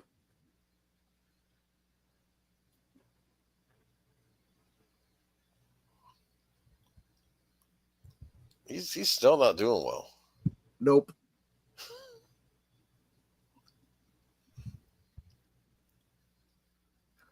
But then again, compared to most of the people we've been seeing in this town, he's probably doing better than most. Yeah. Just laying low, chilling out. Oh no, he got hurt in a Recuperating. bizarre gardening accident. I'm just saying.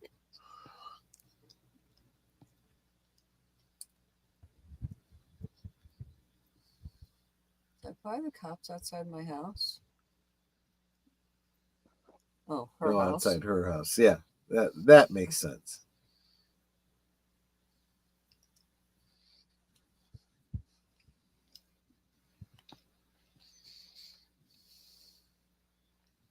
Apparently, he's a really fast healer because he doesn't even have the black eye or anything anymore either.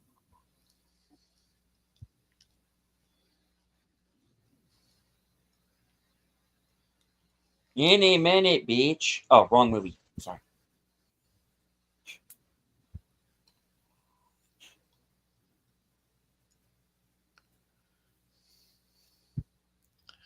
You know what I would do? I would say, "You're bad." Well, You stupidity, stinkity, and your suit is stupid too. Jerk. yeah.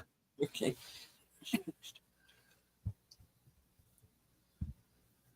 That tie is so 80s. Well, like you said, it's a mix, right? Yeah. You got a mix of styles in this movie.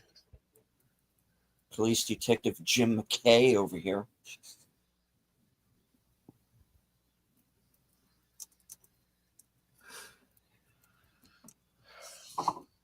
Your your dad's a dirty cop. He works with dirty cops. You know, nothing big.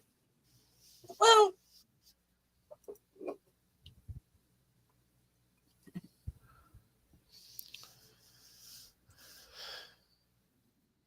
It's like that fake trailer for Hobo with a Shotgun that was on one of the Grindhouse releases when the one cop goes, he's only going after the dirty cops. Says, "We're all dirty cops."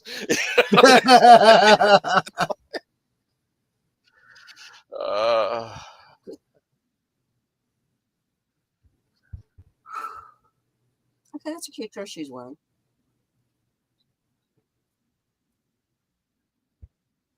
I never liked her haircut. She looks like a poodle. Kind of, but again, 80s.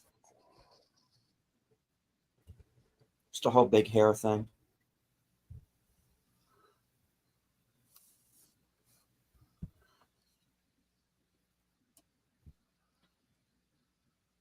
It's a dance.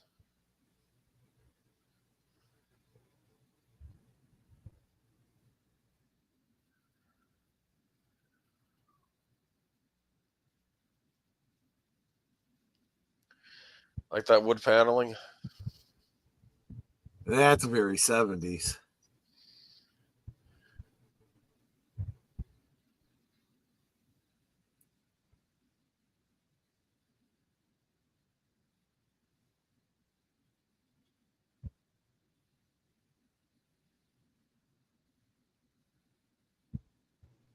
Obviously, Julie Cruz.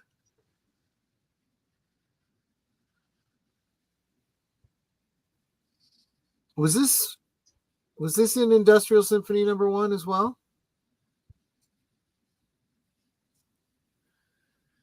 I don't think so. I'm trying to remember.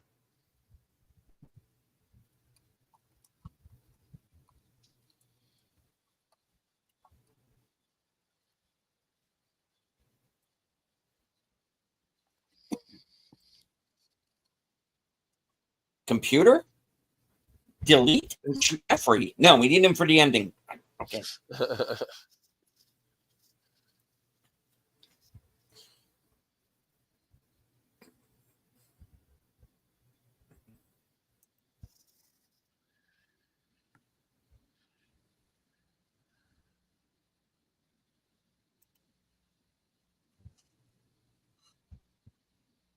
Okay, it was on Floating into the Night, so that's why I tend to okay. associate it. Okay.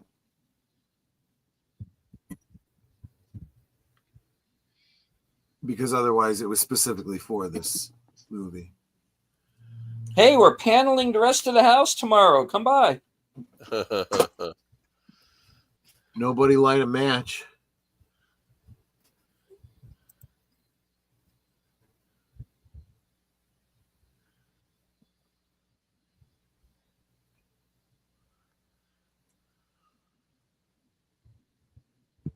Yeah, there's a part of this that I forgot.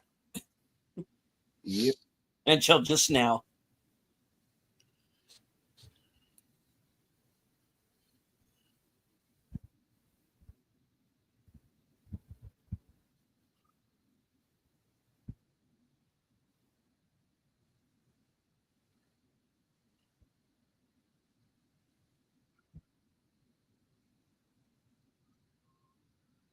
Hubcap.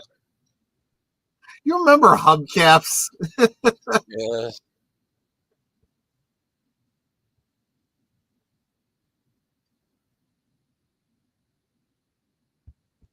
Well, my dad's a cop. He's got to get it on too. Okay.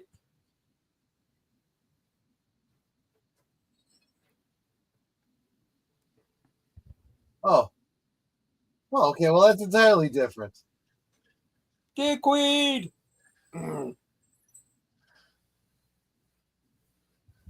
is when you slam it in reverse.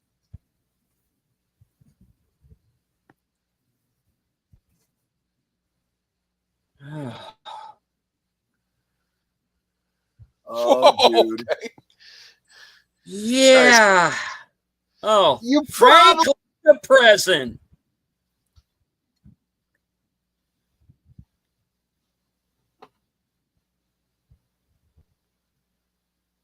No, Dorothy Parker. Yeah. Definitely not Dorothy Gale.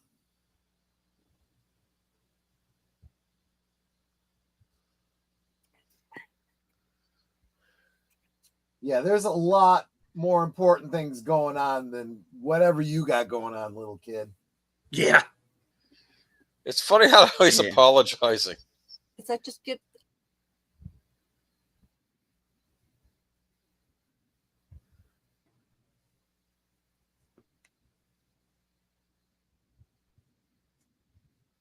Yeah. No, he's the one I want to hit.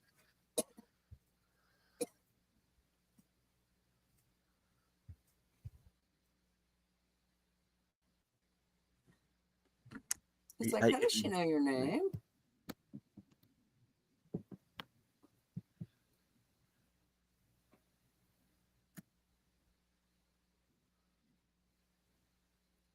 Okay, be a gentleman. Give her your jacket.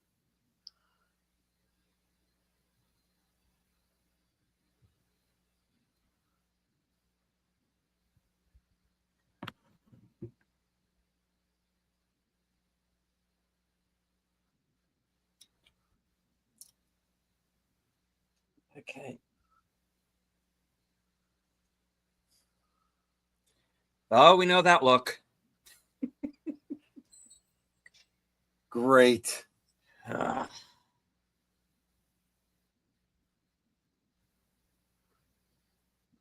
Well, we're a little. Oh. Hey, okay.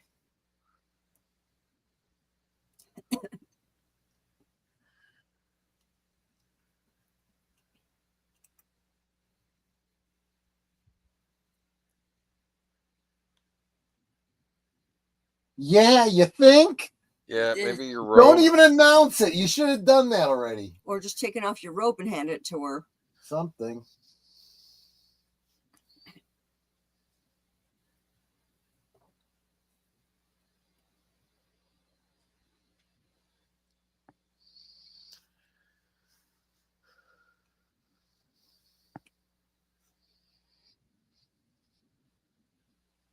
For those of you who are keeping score at home, Plan A has already gone to dog poopy. Yeah. Mm-hmm. Oh, look at the chat. Yes, exactly. Okay, she's an ugly crier. Yeah, she is. Yes, ugly crier. It's an old-fashioned ambulance, right? Yeah. It can either be an ambulance or a ghost busting machine. Or hers.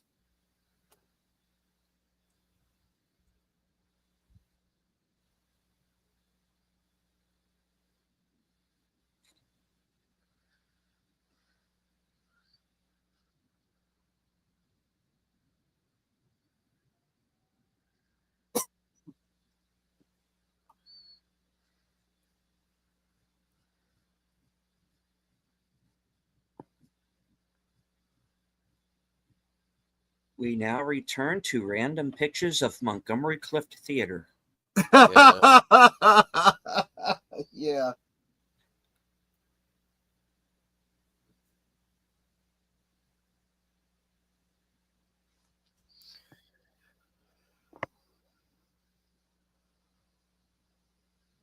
Yeah, that's what you said to Nick Cage a couple weeks ago.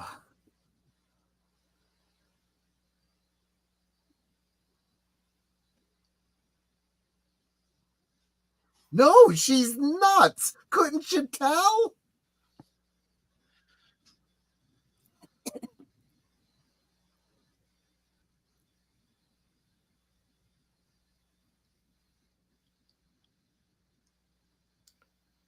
Yeah, I'm tired of people beating me up.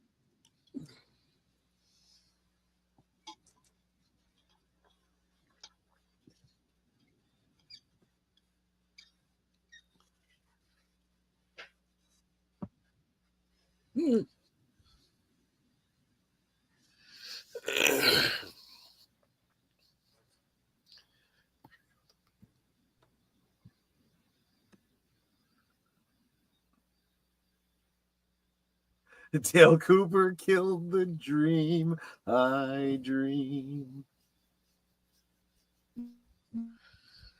Okay.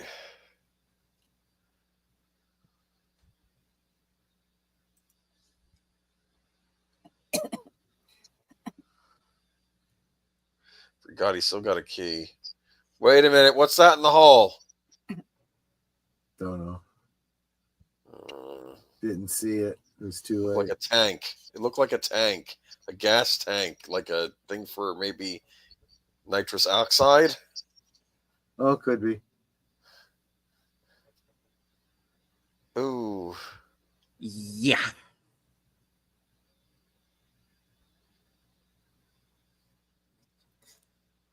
Well, this is fine. How do you do?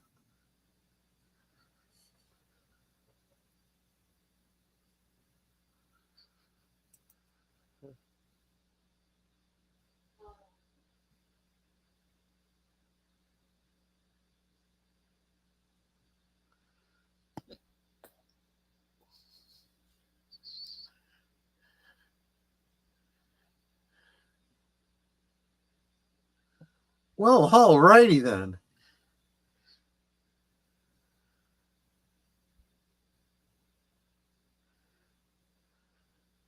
And this is where you look and go, okay, what happened here? Well, he's missing his ear. Yep. So is that Don the husband? Valens is no more.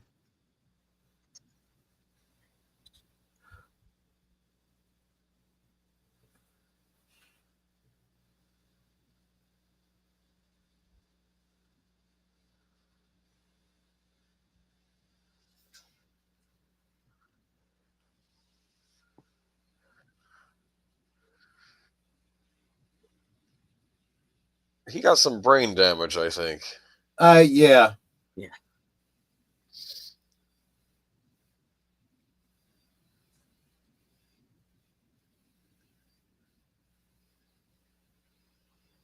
Where are they? And who's shooting at the cops?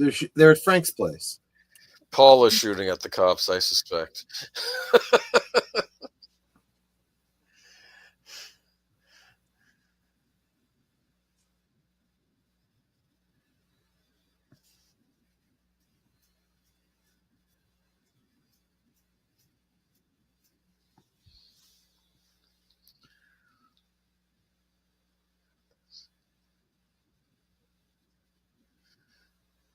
Oh, it's a garbage can, not a gas Yeah. tank. Probably ashtray. Oh, that's right. Everybody smoked. Yeah, it's an back then. ashtray. Right. Yeah. See, it's been a while, right? Yeah, I forgot all about those. No worries, Lizzie. We're just glad you're here.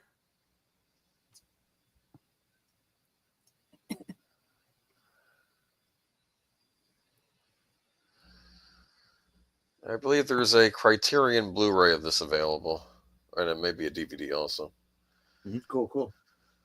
And if I remember correctly, for you streamers out there, I believe it is on HBO Max at present as well. Oh yeah, I think HBO. Yeah, we can call it HBO Max again. Yes, you were only allowed to call it Max. Right.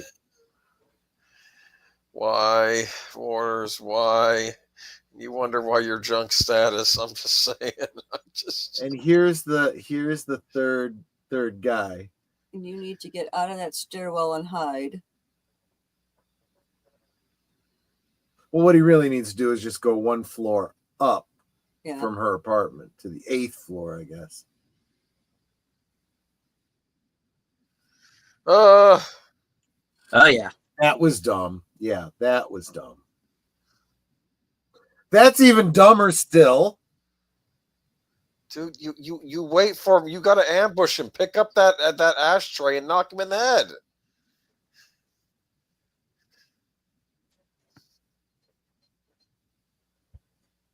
Why not? He might have a gun on him.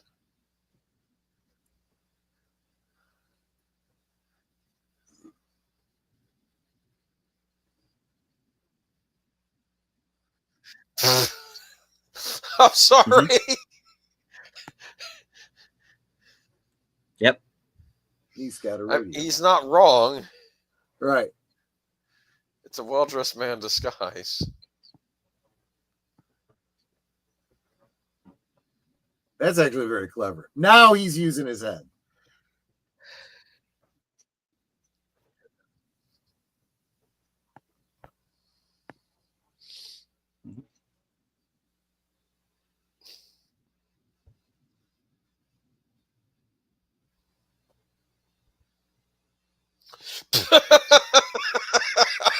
He's not wrong. Oh.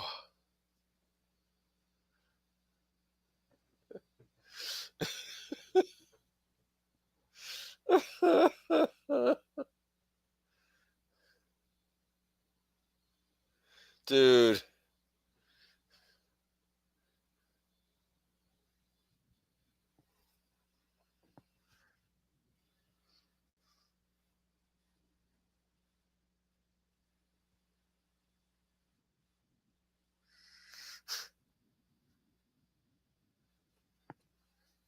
You know.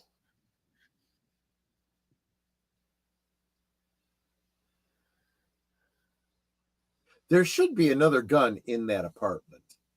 Yes. Why? I Yeah, thought the maybe cop's the cop in the yellow suit. Right. You know, yes. Right.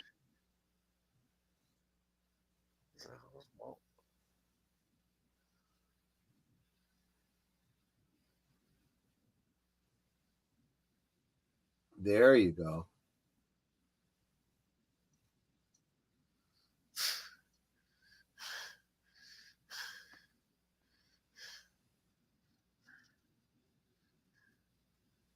A snub nose. Do you think Frank's guidance counselor failed him? Why did he shoot the TV? And him.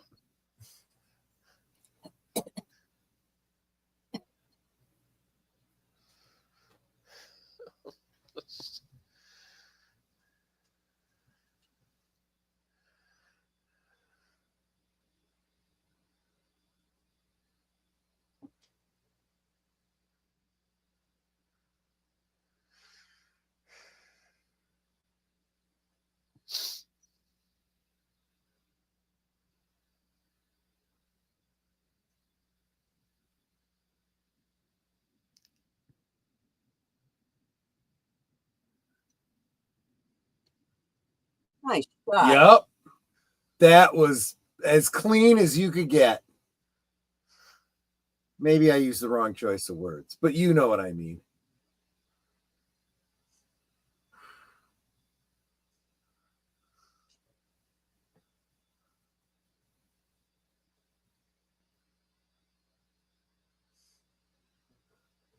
So it was what, 3 or 4 crooked cops, and this guy. I don't know. I think they're all crooked. No. I can't assume anything at this point. Ew. The lights. David Lynch lights. Yep. They literally put his lights out. Oh, right. Okay.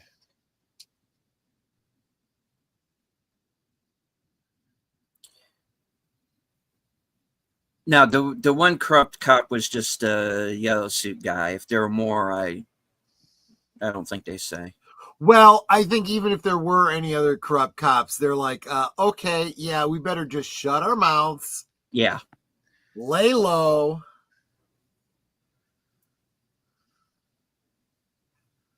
What is that? And attached deer. Don't do that to me, man. I know, right? That's intentional, though.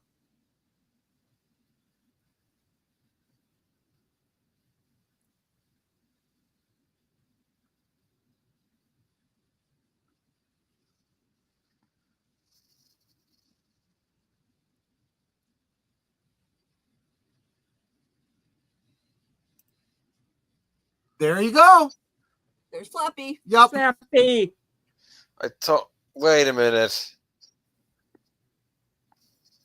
Well, he's a little made up, you know. He's playing. Yeah. Don't get him canceled. He's playing a different breed of bird. Species. He put on a costume. Don't get him canceled. It was a different time. Yeah, you could. Yes.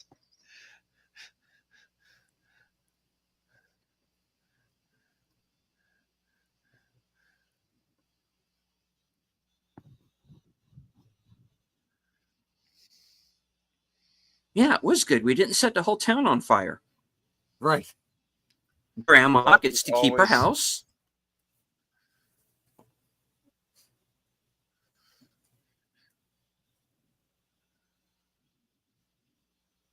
Well, you could if that was your main food source.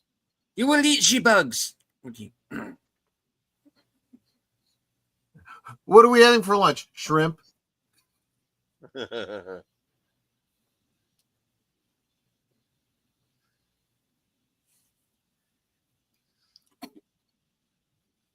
Look at that. Bookend. There you go.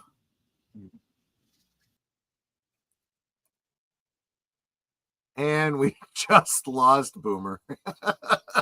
Oh.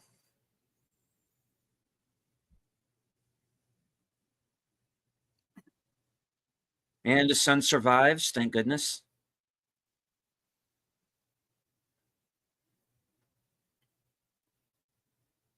As implausible as that seems.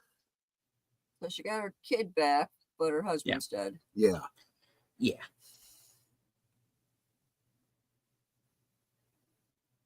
And it's thanks to Jeffrey. I mean, that she got her kid I back. mean, you're not wrong. He really was the one that facilitated all of this. Yeah. If he hadn't gotten involved, none of this would have been resolved. Yeah.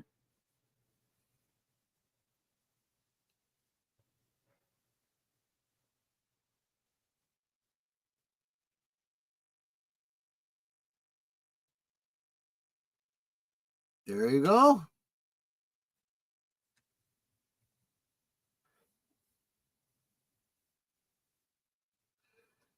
Oh, the dog was played by Sparky. What about the bird? Who played the bird? Does it credit Flappy? Doesn't even credit Flappy, no. It was an uncredited role. Uncredited role for Flappy.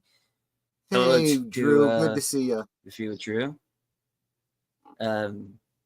That kid would be better off if he got adopted. Well, the mother is not the problem. The father getting mixed in with Frank was the problem.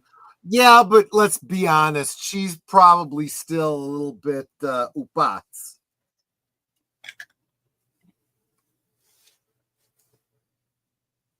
And I suspect that some of that crazy is going to wear off on the kid. Justice for Flappy, absolutely. Do you know how this movie did? Like box office?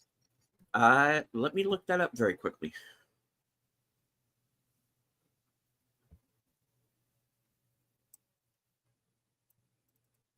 Let's see. head on over here to IMDb Pro to take a look really quick. I do have a page there, by the way, folks, so please check that out.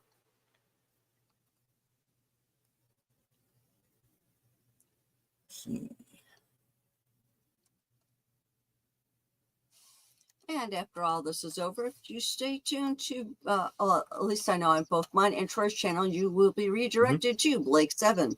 Yep. And on my channel as well.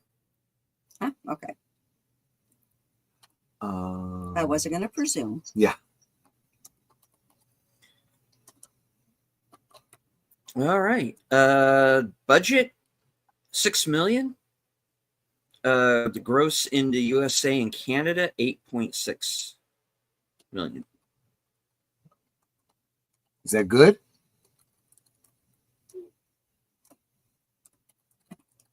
It's not bad. There you go. It's not great, but it's not bad. Let me see if they've got a worldwide down here.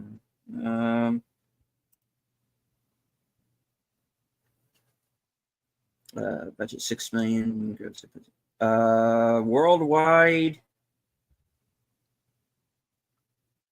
With the worldwide gross, 8.7 million altogether. Back in those days, that was a lot of money. So yeah, maybe it did pretty well. Good. Mm-hmm. I mean, let's face it. This was, as you said, a much more straightforward story than usual. Mm-hmm. And David Lynch did get Oscar nominated for Best Director. His second nomination after Elephant Man. And of course, the other one being for Mulholland Drive. Mm-hmm. It was Best Picture at the Boston City Film Critics. Also, Best Director, Cinematography, and Supporting Actor for Dennis Hopper.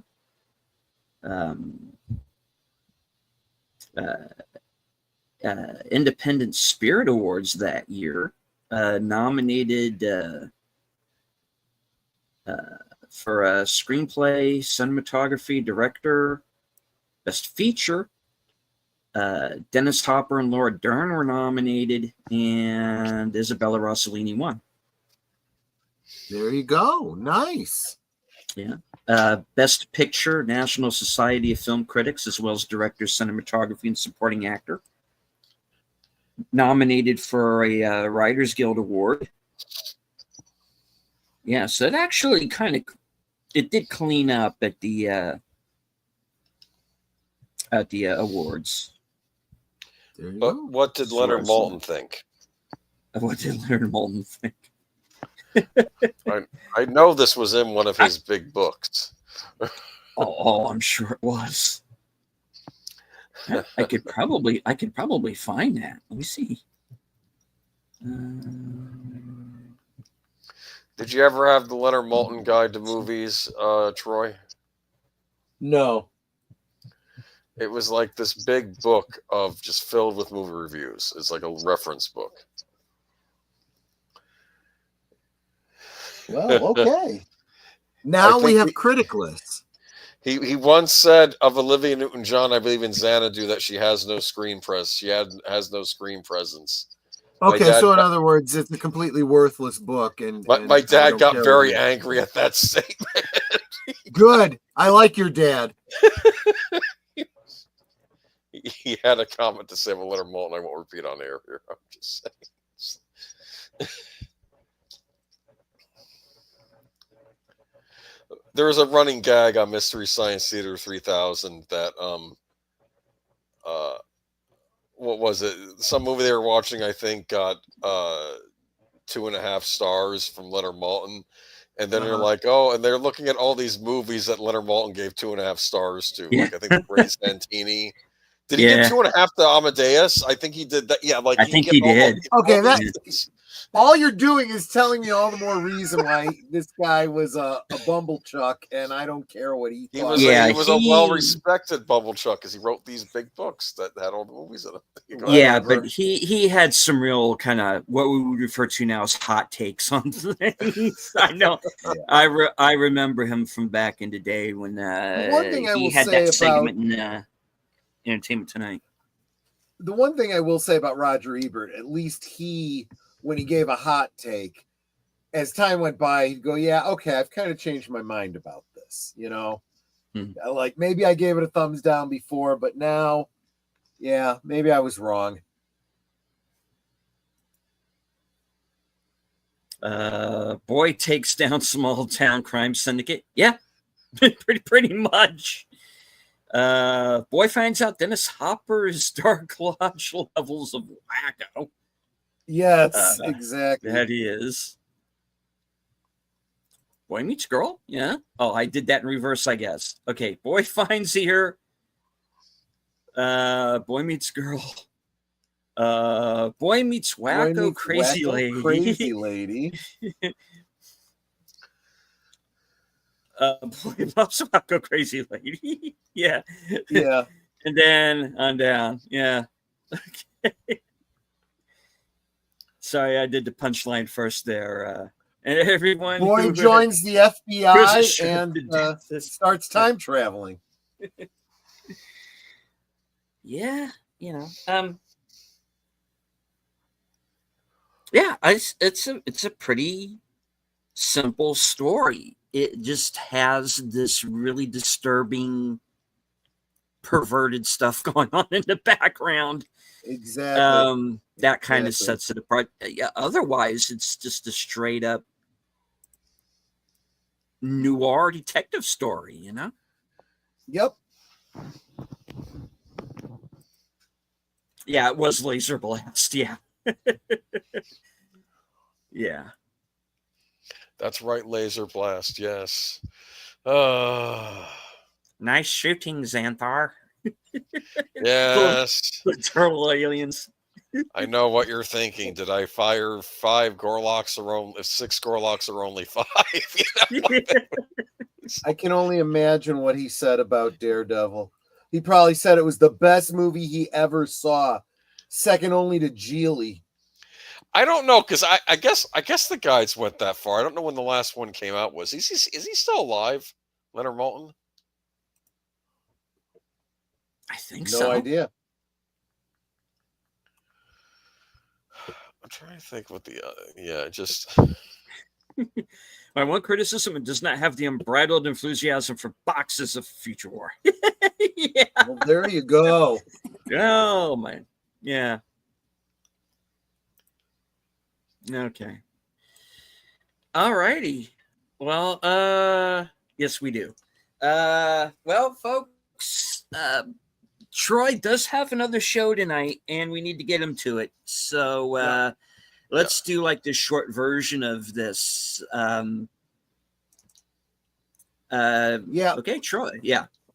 Right after this, Blake 7, I'm queuing it up right now. Tomorrow I have a pretty full palette, so keep an eye on my community tab. I will let you know where I will be. Obviously, Liquid Lunch tomorrow. A little bit slightly later in the afternoon, I think about 2 Central. I will shoot out a link. I will be on Ryan Roger Athey's what's it called? Reality Based. Cool. Over on Rumble. Please join us on Rumble. I will share that link on my community tab. And make sure you subscribe to all of us over on Rumble. It's time to start building our presence over there. And I will be on a very special stream tomorrow night. Can't talk about it just yet, but as soon as I get a link, I will shoot it out to all of you. All righty. Netter.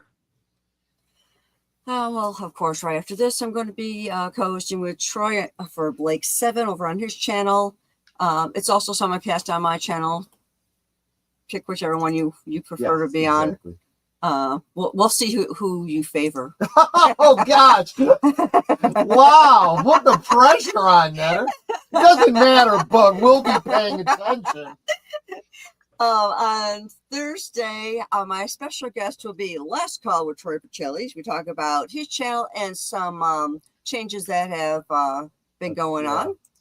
You'll want to stay tuned for that. Although, if you were on Deleted Scenes channel Sunday night when Troy was interviewed, then you already know what this is about. Also, Liquid Lunch on Monday, you know what it's about. But you know what?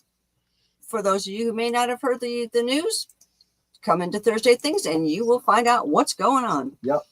Let's see. Co-hosting with Troy Friday night on Last Call. Saturday we'll be over on Big L's channel for, what's it called again? Inner Space. Inner Space. That's it. All right, Boomer. Yeah, I'll be on Friday night, Last Call with Troy Pacelli here. I think we have a topic in mind too, but I don't know if you want to share it just yet. Yeah, as a matter of fact, I've got some articles. Would you be willing to put together a slideshow like we do for Geeky Geezers? Is it about what we talked about Sunday? Yeah, we can put it together. Yeah, just send them to me and I'll send them to me over email. That way I can separate them from the usual stuff. All right. Okay, that makes sense. Good idea. Okay, we'll do that. On Sunday, we'll be doing Geeky Geezers as usual, where we're going to have some unfortunate news about the Batman Forever extended cut rescreening that apparently the kibosh was put on that by Warner's. Was it? I completely missed that. You may have sent that to me and I didn't see it. Yeah, just Warner's, you guys got to start doing better. I'm just saying. I mean, what do I know, though, right? Yeah. All right. Anyway, I'll be that me for that week. Yep. All right, and of course, short version. I'll be joining Outlaw Bill for a action theater at its returning to its regular day and time, Thursday at 4:30. Continuing our salute to the men and women in uniform, Memphis Belle from 1990, Matthew Modine, Eric Stoltz, Billy Zane, Sean Astin, David Strathairn, and John Lithgow. And of course, right after Thursday Things, coming attractions, and I'll let you know what the rest of the schedule will be.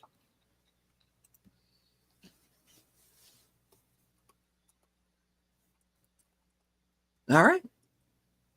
Netter, would you like to take us out? Y'all are wonderful. We love you. Peace out. There you go. All right. That's the short version. And we are Osmo. We will always be Osmo. And as I always say at the end of every show, thank you all very much for joining us. Good night from the corner of Sparkwood and 21. Good night. Take care. Stay strong. Be safe and healthy, because this is how we win.